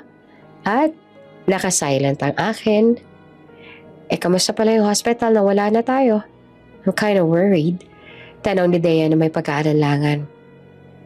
Huwag kang mag-aalala. Alam ni Dr. Mark lahat ng gagawin niya. He's very capable. At for the first time, I learned to trust the team. Sabi ni Damien. Thanks to you. Hindi mo ba naisip na para ang bilis ng lahat? Magkakasama tayo sa trabaho. We just started dating. At ngayon, out of town na tayo kasama si Nicolo. Tanong ni Dea na tumingin pa sa mata ni Damien. Parang kailan lang, halos palayasin mo ako sa Mount Carmel. Dahil lang sa nakatulog ako. Pero ngayon, kasama mo na ako nagpapahinga. Well, naniniwala ako sa destiny, Dea. Nung kailangan ko ng surgeon para kay Nicolo, ikaw yung dumating. Nung kailangan ko ng partner para ayusin yung hospital, ikaw yung bumalik. Nung kailangan ni Nicolo ng nanay, ikaw ang tinawag niya. Konektado lahat. Pero Damien, namatay yung asawa mo. And I don't want to replace her. Pabulong na sa Dea. Hindi mo siya papalitan, Dea. Si Sofia, she will always be Nicolo's biological mother. Pero ikaw, you will be the mother who will stay with him. Ang magpapalakas sa kanya. Hindi ako naghahanap ng kapalit niya. Naghahanap ako na makakasama ko sa pagpapalaki sa anak namin. Sabi ni Damien bago niya hinigpitan ng hawak sa kamay. I know this is hard to understand. Pero yung pagmamahal, it's kind of complex. Kung nag-aalala ka dahil hindi pa ako naka-move on, huwag kang mag-aalala. Dahil matagal nang tapos ang lahat. Naka-move on na ako, Dea. At handa na ako. Handa rin ako, Damien. I love Nicolo. And I care for you. Sagot ni Dea. Kinagabihan naganda si Damien ng dinner sa veranda. Simpleng steak at salad lang pero romantic dahil sa kapaligiran. Pagkatapos silang kumain, nag-usap sila tungkol sa kanilang buhay, goals at dreams. Mga bagay na hindi nila nagawa sa loob ng ospital. Hindi ko alam na marunong ka palang magluto. Sabi ni Dea na tumatawa. Chairman ka pero you can cook. I learned it from Nicolo. Naisip ko kailangan kong maging self-sufficient dahil wala na si Sofia. Paliwanag ni Damien. Minsan I feel like I'm failing as a father, lalo na kapag nagkakasakit siya. You're not a failure, Damien. You're a great father. Yung love mo kay Nicolo, unconditional. Yan ang importante. Sabi ni Dea. Kailangan mo lang ng katuwang. At gusto ko maging katuwang mo. Lumapit si Damien at hinawakan ang mukha ni Dea. Tiningnan niya ito ng puno ng pagmamahal. Dea, I wanna kiss you. Sabi ni Damien na parang humihingi ng permission. Just do it. Saad naman ni Dea. Doon, sa ilalim ng buwan at mga bituin sa Tagaytay, naglapat ang kanilang mga labi. Isang halik na long overdue at puno ng promise at pag-asa. Ito ang turning point ng kanilang relasyon. Hindi lang professional o parental, kundi romantic rin at intimate. Nang gabing iyon matapos yung masiguro na natutulog na ng mahimbing si Nicolo, pumasok sila sa master's bedroom. Ang kanilang pag-iibigan ay lalong umigting. Dea, I've waited for this moment. Bulong ni Damien habang niyayakap si Dea. Me too, Damien. Sagot naman ni Dea. Ang lahat ng stress sa ospital, it's all worth it dahil kasama kita ngayon. Gusto ko magkaroon tayo ng mas maraming anak, Dea. Gusto ko magkaroon ng maraming anak sa'yo. Sabi ni Damien. I'd love that. But let's focus on Nicolo first. Sabi ni Dea. Kailangan natin siyang bigyan ng stable na environment. Gusto ko maging official na family na tayo. Magiging official tayo, Dea. I promise. Pero gusto kong maging surprise ang proposal. Sagot ni Damien bago tumawa. Oh, I'll wait for that surprise, Damien. Pero sa ngayon, I'm happy to be your partner. Sagot ni Dea. Ang gabi nilang yon ay napuno ng sweetness at intimacy. Ang mga trials at challenges sa Mount Carmel ay panandalian nilang nakalimutan. Ang focus nila ay ang isa't isa at ang future na bubuuin nila. Kinabukasan, maagang nagising si Dea. Nakita niya si Damien na nakatingin sa veranda. Umiinom ng kape. Lumapit siya at niyakap siya mula sa likod. Oh, anong iniisip mo? Tanong ni Dea. I'm thinking about how lucky I am. Sagot ni Damien. I almost lost everything. Ang anak ko, ang ospital. Ikaw. Muntik nang mawala sa akin. Tapos na yun, Damien. Yan ang importante. You became a better leader. A better father. And of course, a better man. Sabi ni Dea. I love you, Damien. I love you too, Dea. And I promise I will make you happy. Pangako ni Damien sa kanya. Pumasok sila sa loob at nakita si Nicolo nagising na at naglalaro sa kanyang crib. Kinuha siya ni Dea at hinalikan. Pagkatapos ng kanilang out-of-town trip, bumalik sina Damien at Dea sa Mount Carmel Hospital. Mas matatag ang relationship at mas focus na sa trabaho. Ngunit hindi nagtagal, kumalat ang chismis sa loob at labas ng hospital. Ang relationship ng chairman at ng head of surgery na dati niyang tinanggal ay naging hot topic. Agad na nagpatawag ng emergency meeting ang hospital board of directors. Nakaupo si Damien sa head table. Katabi si Dea na parehong kalmado. Chairman Montenegro, meron kami kailangang linawin tungkol sa inyong personal relationship kay Dr. Salvador? Simula ni Mr. Villanueva, isang matandang board member. Anong kailangang linawin, Mr. Villanueva? Ang status namin ay dating. Sagot ni Damien. Kalmado ngunit may diin. Dating? Chairman, this is highly unusual. Si Dr. Salvador tinanggal niyo dahil sa unprofessionalism at ngayon she's dating the chairman? Ano naman ang sasabihin ng public? Baka isipin nila favoritism ang nangyayari at ginamit lang niyo ang posisyon ninyo para ibalik siya. Sabi ni Mrs. Gonzalez, ang board member na nakasalamuha ni Annalisa. Tumayo si Dea sa kinauupuan niya at pinagmasdan lahat ng nandoon. May karapatan po kayo magtanong, pero gusto ko maging maliwanag sa inyo. Tinanggap ko ang posisyon dahil qualified ako. Ang termination ko noon naging misjudgment ng chairman dahil sa strict adherence niya sa rules. Misjudgment o favoritism? Paano ninyo mapapatunayan na hindi niyo ginamit ang isa't isa? Ang pangalan ng Mount Carmel na nakataya rito, Mr. Chairman. Mariing tanong ni Mr. Villanueva. Misjudgment yon, Mr. Villanueva. At inaako ko ang responsibility roon. Sagot naman ni Damien. Pero ang performance ni Dea, wala yung favoritism. Sa isang buwan na trial period, 0 major error tayo sa OR. Nagdagdag tayo ng staff sa surgery at improved ang patient satisfaction sa kanyang department. Results ang pinag-uusapan natin dito. How about her social image, Chairman? Ayaw namin magkaroon ng scandal na makakasira sa ospital. Kung scandal ang inaalala ninyo, aayusin namin. Kaya nagpatawag ako ng meeting ngayon. Sabi ni Damien bago tumingin kay Dea. Dea, sabihin mo sa kanila, magmula ngayon, we are making our relationship official. Sabi ni Dea bago tumingin sa board members. Hindi lang kami basta magnobya at nobya lang. May balak na rin kami magpakasal. Gusto ko maging nanay ng anak ni Chairman. At gusto ko maging partner niya sa buhay at sa pagpapatakbo ng ospital. Nagulat ang lahat ng board members. Kasal? Chairman, hindi ba't masyadong mabilis lahat? Tanong ni Mr. Gonzales. Hindi, Mr. Gonzales. Tama lang to. Sagot ni Damien. Makinig kayo. Hindi kailanman makakaapekto yung performance ko sa ospital. Pero ang dedication ni Dea sa Mount Carmel, proof ayon na she's not using me. She saved my son's life.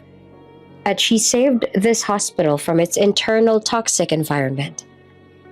Pagkatapos ng meeting, naglabas ang press release si Damien. Nagdulot ito ng malaking ingay sa media at sa medical community. Ang story ng chairman at ng surgeon na tinanggal pero nagligtas ng kaniyang anak ay agad na naging headline sa lahat ng media outlet. Sa kabilang banda, nakita ni Dea si Nurse Nena na nag-aayos ng charts. Nurse Nena, nakakagulat ba yung announcement namin? Tanong ni Dea bago tumawa. Ay, Dr. Dea, no, not at all. Halata naman po sa inyo ni Chairman. Sabi ni Nurse Nena na nakangiti. Pero ang tapang niyo po Pinoblic niyo po agad. Kailangan Nurse Nena, para tumigil na yung mga chismis at speculations. Paliwanag ni Dea. Ang focus namin ngayon ay patient care. Ayoko na may toxic sa paligid. Pero may gusto lang po akong tanong, Dr. Dea. Hindi po ba kayo nag-aalala sa mga investors? Baka po mag-withdraw po sila ng funds? Tanong ni Aling Nena. Hindi. Interesado sa resulta yung mga investors. And we are delivering results. Sagot ni Dea. Yung financial audit ni Annalisa, pruweba yun na totoo at dedicated akong tao. Yung OR efficiency ko, proof naman yun na qualified ako. Hindi personal life ang nagpapatakbo sa ospital, Nena. Dedication sa trabaho ang nagpapatakbo. Isang gabi, nasa bahay sila ni Damian. Habang abala si Dea sa pagpapainom kay Nicolo ng gatas, abala naman si Damien sa pagtitig sa kanya sa tabi niya. Kamusta yung publicity? Tanong ni Damien bago inakbayan si Dea. Medyo nakakapagod, Damien. Pero worth it. I feel safe na official na tayo ngayon. Sabi ni Dea. Pero kailangan natin magplano para sa kasal. I want it simple pero meaningful. Gawin natin simple. Sa garden natin dito. Just family and close friends. Alok ni Damien. Pero I want it soon. Ayoko nang tumagal pa. Me too. Pero bago yan, may favor lang ako. Sabi ni Dea bago tumingin kay Damien. Gusto kong tulungan natin si Annalisa. What? Annalisa? Dea, she tried to destroy you. At inilagay niya sa panganib ang buhay ng anak ko. Galit na sabi ni Damien. Alam ko, pero she's a doctor. Sayang naman yung talent niya kung aalisan natin. She needs help, not punishment. Gusto kong i-withdraw yung reklamo sa Philippine Medical Association. Paliwanag ni Dea. Gusto ko siyang bigyan ng second chance. She made a mistake, pero she deserves to redeem herself. Dea, masyado ka namang mabait. Hindi ko maintindihan. Sabi ni Damien. I learned a lesson from you, Damien. Sa tagal natin magkasama, marami akong natutunan sa'yo. Kung tinuruan ko siya, baka hindi siya nagaganyan. Sabi ni Dea. Gawin mo yan para sa akin, please. Let's show her what true leadership is. Walang ibang nagawa si Damien kung hindi ang mapayakap kay Dea na ginantihan naman ito. Kung yan sa tingin mo ang tama, sige, gagawin ko. Ititigil ko yung reklamo. Pero you have to promise me that you will never leave me.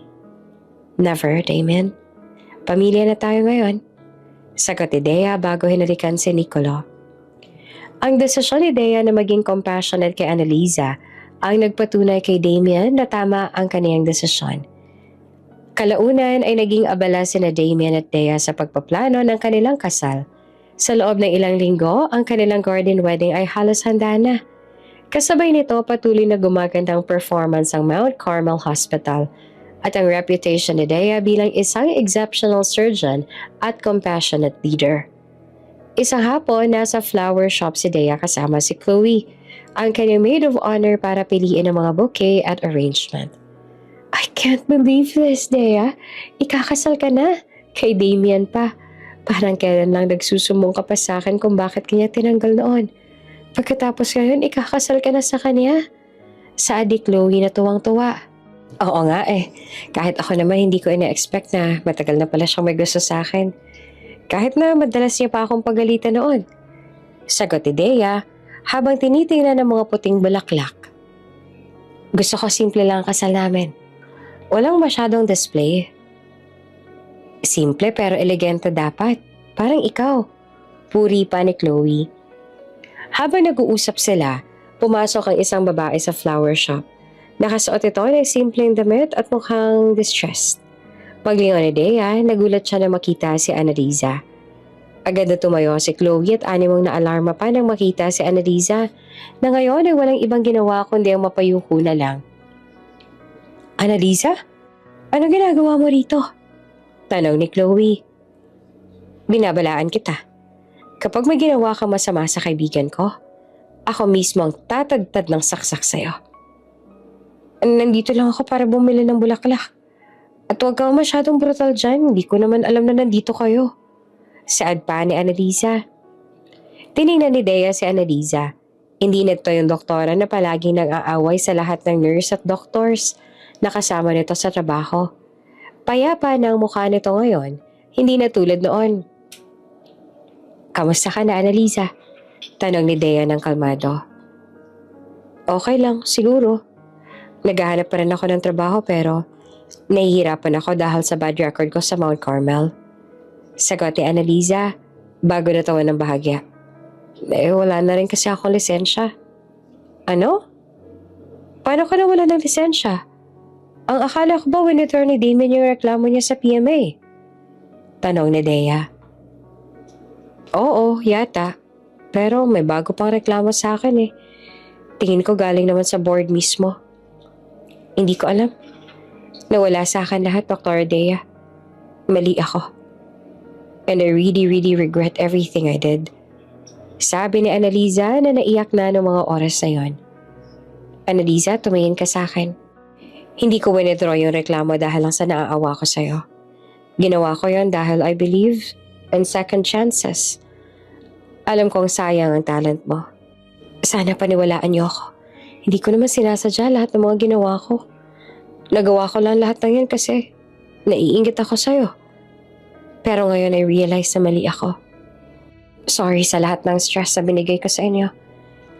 And I'm really sorry sa nangyari sa OR. Sabi ni Annalisa na lumuluha. Hinawakan ni Dea ang kamay ni Annalisa dahilan upang mapabaling siya ng tingin dito. Pinapatawad na kita, Annalisa. Pero on board, they are serious. Ano pong gagawin ko? Makinig ka. Nag-aaral ka pa rin ba ng medicine? Mag-volunteer ka muna sa mga free clinic sa bayan. Prove your worth. Hindi sa high-end hospital, kundi sa mga taong nangangailangan ng tulong. Rebuild your ethics and your purpose. Payo ni Dea. Ako nang bahalang kumausap sa board. Hindi ko pinapangako na babalik ka sa Mount Carmel pero I can help you get your license back. Dr. Dea, bakit po? Bakit niyo po ako tinutulungan? Dahil mga doktor tayo, Annalisa. Tumutulong tayo. At isa pa, lahat naman ng tao nagkakamali. Ipangako mo lang sa akin na magfo-focus ka na sa medisina. Sabi pa ni Dea. Pangako, Dr. Dea. Gagawin ko ang lahat. Thank you. Thank you so much. Sabi ni Annalisa at umiyak na niyakap si Dea. Kinagabihan nagkita sina Dea at Damien sa veranda ng bahay. Pareho silang umiinom ng wine ng mga oras na yon habang nagpapalipas ang oras. Kamusta yung flower hunting? Tanong ni Damien. Successful naman pero I met someone. Sabi ni Dea. Si Annalisa. What? Ano ginawa niya? Bakit hindi mo ako tinawagan? Nag-aalalang tanong ni Damien. Kalma, Damien. Hindi siya gumawa ng ikakasama ko pero she's in a bad shape ngayon. She lost her license. Paliwanag ni Dea.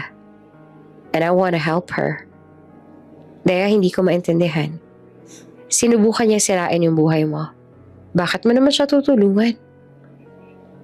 Because I'm a different kind of leader, Damien. Hindi ko siya kailangang parusahan. Ang consequence na natanggap niya, enough na yun sa lahat ng ginawa niya. I need to show her compassion. At may gusto sana ako sabihin sa'yo, Damien. Gusto kong i-withdraw yung complaint ng board. Sabi ni Dea. Ang board na nag-file noon, Dea, hindi ako. Hindi ko yung magagawa. Hindi sila papayag. Alam ko. Kaya ako nang kakausap sa kanila. Sa pangalan ko bilang head of surgery. Sasabihin ko na she deserves a chance to volunteer sa community. And that's gonna be her penance. Maring sabi ni Dea, please trust me on this. This is my wedding gift to you. Kahit ngayon lang. Hayaan mo naman ako. Walang ibang nagawa si Damien kundi ang mapapuntong hininga bago niya niyakap si Dea. You are unbelievable, Dea. Masyado kang mabait. Kung ganyan ka kabait, I can't wait to marry you. Kailangan mong tanggapin na may kabaliwan din ako, Chairman, at kasama yun sa package na in-avail mo. Sabi Dea bago tumawa. Sa mga sumunod na araw pumunta si Dea sa board meeting. Nag-propose siya ng agreement sa board. Naiatras ng board ang reklamo nila kay Annalisa at magiging kapalit nito ay ang pagbo-volunteer ni Annalisa sa isang community clinic sa loob ng 1 taon. Kung magiging successful siya sa rehabilitation, ibabalik ang license niya. Pumayag ang board dahil sa influence ni Dea at sa excellent performance ng ospital. Hindi kalaunan ay dumating na ang araw ng kasal. Ang garden sa likod ng mansyon ni Damien sa BGC ay napuno ng puti at emerald green na mga bulaklak. Simple ngunit elegante ang setting ng kasal nila. Tulad ng gusto ni Dea, ang mga bisita ay limitado lang sa mga close family members at colleagues mula sa Mount Carmel District Hospital. Ang mga staff na nakasakses sa relasyon na Damien at Dea. Sa bridal room, abala si Dea sa pag-aayos. Kasama niya si Chloe, ang kanyang maid of honor at si Nurse Nena. Hindi ko talaga ma-explain yung feeling ko, Dea. Sobrang saya ko para sa'yo. Sino mag-aakala na yung surgeon na halos mamatay sa pagod sa lounge? Ikakasal na sa chairman nag-terminate sa kanya? Ang ganda ng twist ng life mo. Sa adik Chloe. Alam mo, Chloe, I wouldn't have it any other way. Kung hindi nangyari yon, baka hindi ko nakita yung kabutihan ni Damien. Baka hanggang ngayon, boss lang siya sa akin. Sagot naman ni Dea. Dr. Dea, ang ganda niyo po. Sabi ko na nga po kayo talaga magkakatuluyan ni Chairman. Sad naman ni Nurse Nena. Salamat, Nurse Nena. Ang totoo niyan, kinakabahan talaga ako. Masyadong maraming ganap yung kasal na to, hindi lang sa family, pati sa ospital. Sagot ni Dea bago bumuntong hininga. Huwag ka na nga mag-alala dyan. Yung board, they trust you. Yung mga staff, they love you. You earned this. Ngayon mag-focus ka na lang sa pagiging happy, Mrs. Montenegro. Sa adik Chloe. Sa kabilang banda, abala sa pag-iikot si Damien sa kinatatayuan niya.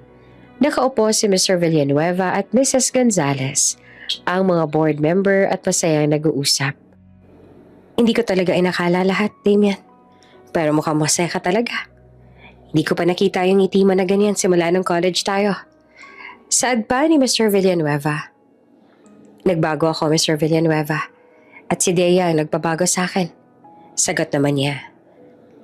Chairman, gusto sana namin humingi ng paumanhin sa mga doubts namin sa'yo noon. Pero nakita namin ang performance ni Dr. Salvador. Hindi na siya nagdadala ng paperwork sa gala. At wala na tayong issue sa OR niya. Sad naman ni Mrs. Gonzalez. Siguro kalimutan na lang natin lahat ng nangyari sa nakaraan. And focus ngayon ay yung mga pasyente. Hindi kalaunan ay nagsimula na ang seremonya. Lahat ng mata ay nakatuon kay Dea habang naglalakad siya sa aisle. Suot niya ang isang simpleng lace gown na nagpatingkad sa kanyang kagandahan. Si Damien ay halatang hindi makapaghintay. Hindi na rin naiwasang pangiliran ng luha habang nakatitig sa babaeng nakangiting naglalakad malapit sa kanya. Sobrang ganda mo, Dea. I think I don't deserve you. Bulong ni Damien nang makalapit siya sa mapapangasawa. We deserve each other, Damien. Sad naman ni Dea. Sa harap ng pare, nag-umpisang magsimula ang vows na lang dalawa.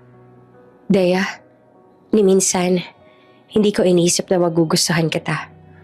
Wala ka namang ibang ginawa dati kundi ang painitin yung ulo ko. I only saw you as a policy violation.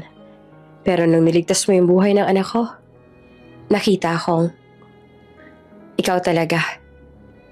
You taught me that the true strength is compassion. Ipinapangako ko, I will love you. I will protect Nicolo. And I will be your partner. Sa OR man, sa office, at sa bahay. I love you. Saad ni Damien na ikinangilid ng luha ni Dea. Damien, simula nang tinanggal mo ko, sinimula na kitang kamuhian. I hated you. Pero nung makita ko yung regret sa mga mata mo, nagsimulang mawala yung galit ko sa'yo. Nakita ko yung pain mo bilang isang tatay kay Nicolo. I promise to love you, to be Nicolo's mother, and to stand by your side. Hindi lang bilang surgeon, kundi bilang partner mo sa buhay. I will always choose to love you. Pagkatapos ng vows at pagpapalitan ng rings, idineklara na sila bilang mag-asawa. You may now kiss the bride. Nakangiting saad ng pare. Nakangiting hinalikan ni Damien si Dea sa labi. Dahilan upang magtilian ang lahat. Sa reception, habang nagsaslice sila ng cake, nilapitan ni Dea si Manang Dita, ang nani ni Nicolo. Manang Dita, thank you nga pala sa lahat. Thank you for taking care of Nicolo. Saad ni Dea. Naku, wala po yun, Doktora Dea. Ay, Mrs. Montenegro na nga pala.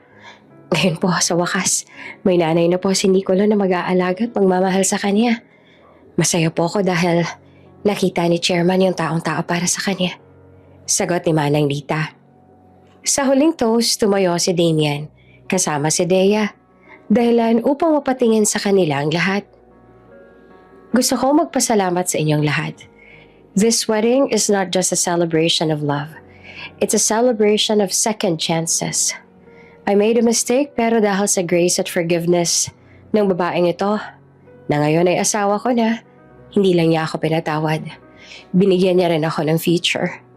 Si Dr. Dea Salvador, ang best surgeon na meron kami. At ngayon, ang best partner na meron ako.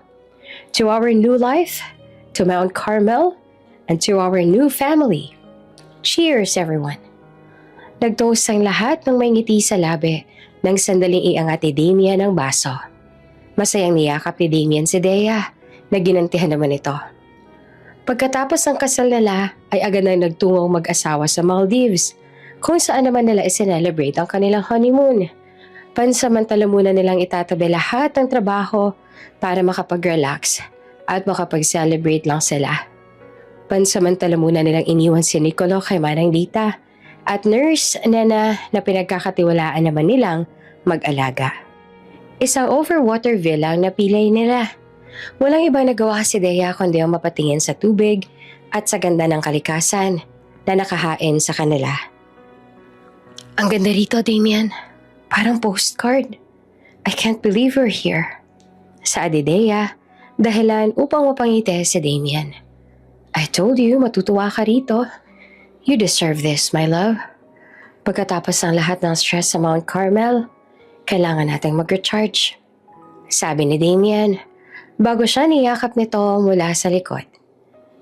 Pero I'm kinda worried sa ospital. I know it's just a week pero I feel like I should be there.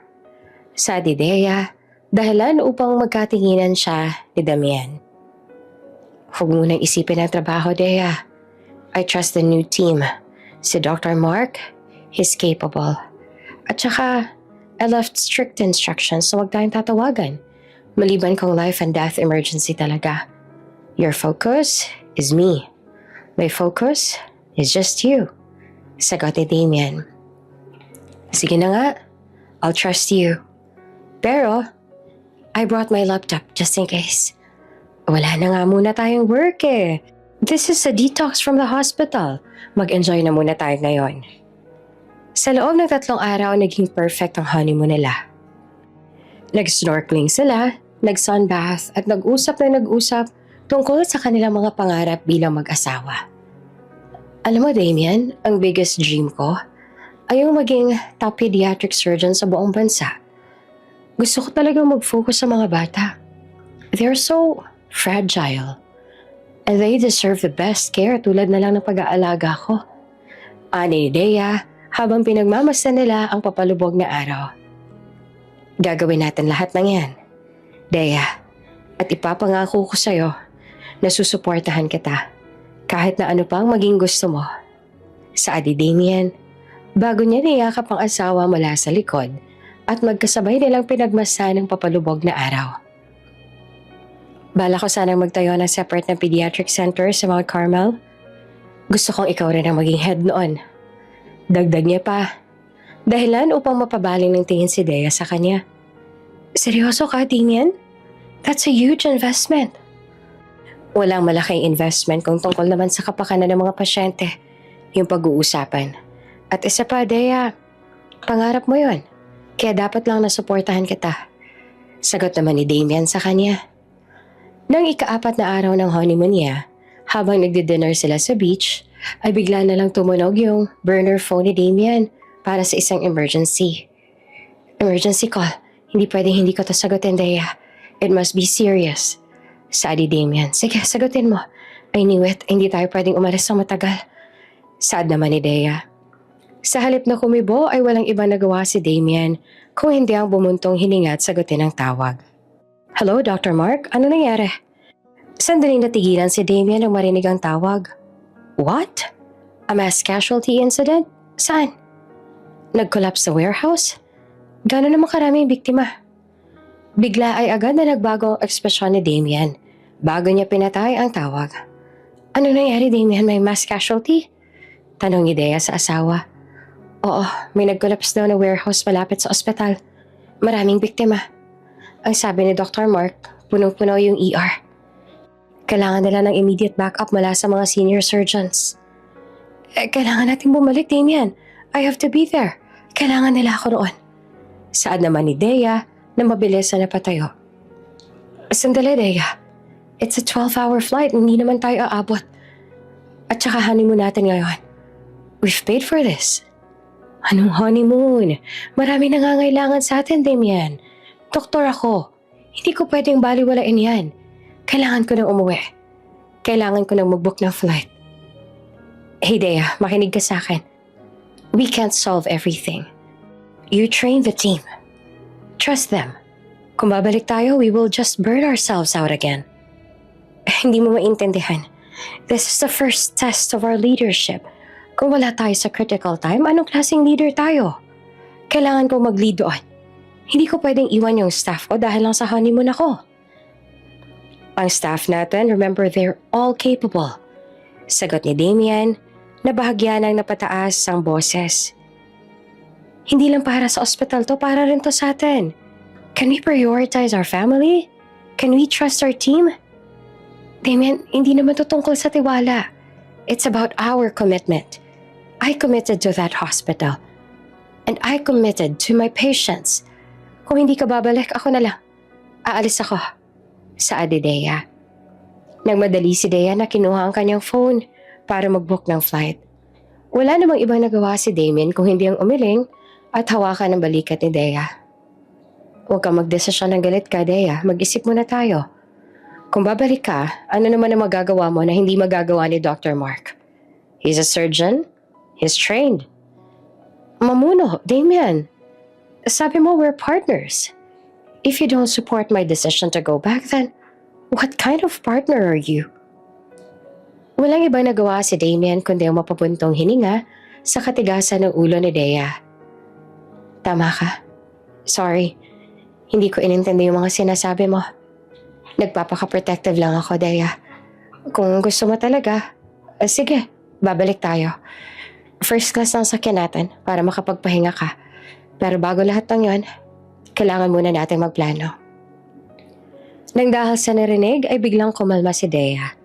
Malungkot niyang niyakap ang asawa at ginantihan naman ito. Salamat, Damien. Alam kong mahirap to para sa'yo. Pero ito ako eh. I love you. I love you too, Dea. Ngayon, tawagan mo si Dr. Mark. Let's coordinate the triage and the OR plan habang nag-aayos tayo ng bagahe. Alas 12 ng hating gabi nang dumating sina Damien at Dea sa Mount Carmel District Hospital. Nagmamadali silang lumabas sa sasakyan at agad na nagtungo sa emergency room. Ang ER ay puno na ng mga pasyente noon. Mga sugatang pasyente, nurses at residents na pagod na nahahaluan pa ng amoy ng dugo at disinfectant. Agad na sinalubong ni Dr. Mark sina Dea at Damien nang makita niya ang mga ito.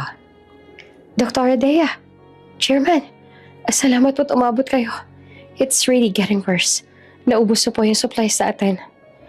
At kulang na po yung mga blood bag sa dami ng pasyente. Saan ni Dr. Mark? Dr. Mark, kumenahon ka. Andito na kami. Ano na status? Ilan na ba yung code red? Tanong ni Dea. Meron po tayong 10 code red at 15 code yellow. Ang code red, puro major fractures, internal bleeding at severe head trauma. Kulang na kulang po ang OR. Sagot ng doktor na nag-aalala na ng mga oras na yun. Sige, ako yung in charge sa triage tsaka sa OR allocation. Doc, mag-head ka sa temporary OR sa auditorium. 2 trauma surgeons ang isama mo. Copy, Dr. Dea. Sagot ng doktor bago ito tumalikod at tumakbo palayo kasama ng iba pang nurse. Mula sa malayo, pinanood ni Damien si Dea na mag-asikasa sa lahat. Panay siya utos sa mga doktor at nurses na nakikita niya. Doon napatunayan ni Damien ang dedication ni Dea sa trabaho. Kaya naman, hindi niya naiwasang mapangiti ng mga oras na yon. Ang kalmado ngunit patigas sa boses ni Dea ang nagdulot ng kaayusan sa paligid. Bumalik ang focus ng staff. Nakita ni Damien ang authority at leadership ni Dea, hindi tulad ng dati niyang pamamalakad. Makalipas ang 2 araw matapos ang aksidente, unti-unti nang bumalik sa normal ang Mount Carmel Hospital. Ang krisis ay matagumpay nilang nalampasan dahil sa mabilis at organisadong pamamalakad ni Dea at Damien. Bagamat pagod, naging maayos naman ang lahat. Nakaupo si Dea sa kanyang office. Nagre-repaso ng mga patient charts nang pumasok si Damien na may dalang kape at sandwich. Kain ka na muna, Dea. Halos 48 hours na tayong gising. You need to rest. Saad ni Damien bago inilapag sa mesa yung mga dala niya. Salamat, Damien, pero kailangan kong tapusin itong mga post-op reports at debriefing ng staff. Pakiramdam ko marami ako natutunan sa mga ginawa ko. Oo, ako rin. Hindi ko rin napigilang humanga sa'yo. Kasi nakita ko kung paano mong manage lahat. Hindi ko naman magagawa lahat ng yon kung hindi mo ako sinuportahan noong una pa lang. Sagot ni Dea sa kanya, bago ngumiti, nagkinantehan niya rin naman. Hindi ko magagawa lahat ng yon kung wala ka, Damien. Sa halip na sumagot ay walang ibang nagawa si Damien kung hindi ang yakapin si Dea. Hindi man naging maganda ang naging simula at kahit na nagsimula sila sa isang hindi inaasahang paghaharap, kahit na papaano, ay naging daan pa iyon para makilala nila ang isa't isa. Bago ka pa lang sa channel neto, ibang kwento ni Ate Jane, istorya mo, ikwento ko. Huwag kalimutang pindutin ang notification bell at subscribe button.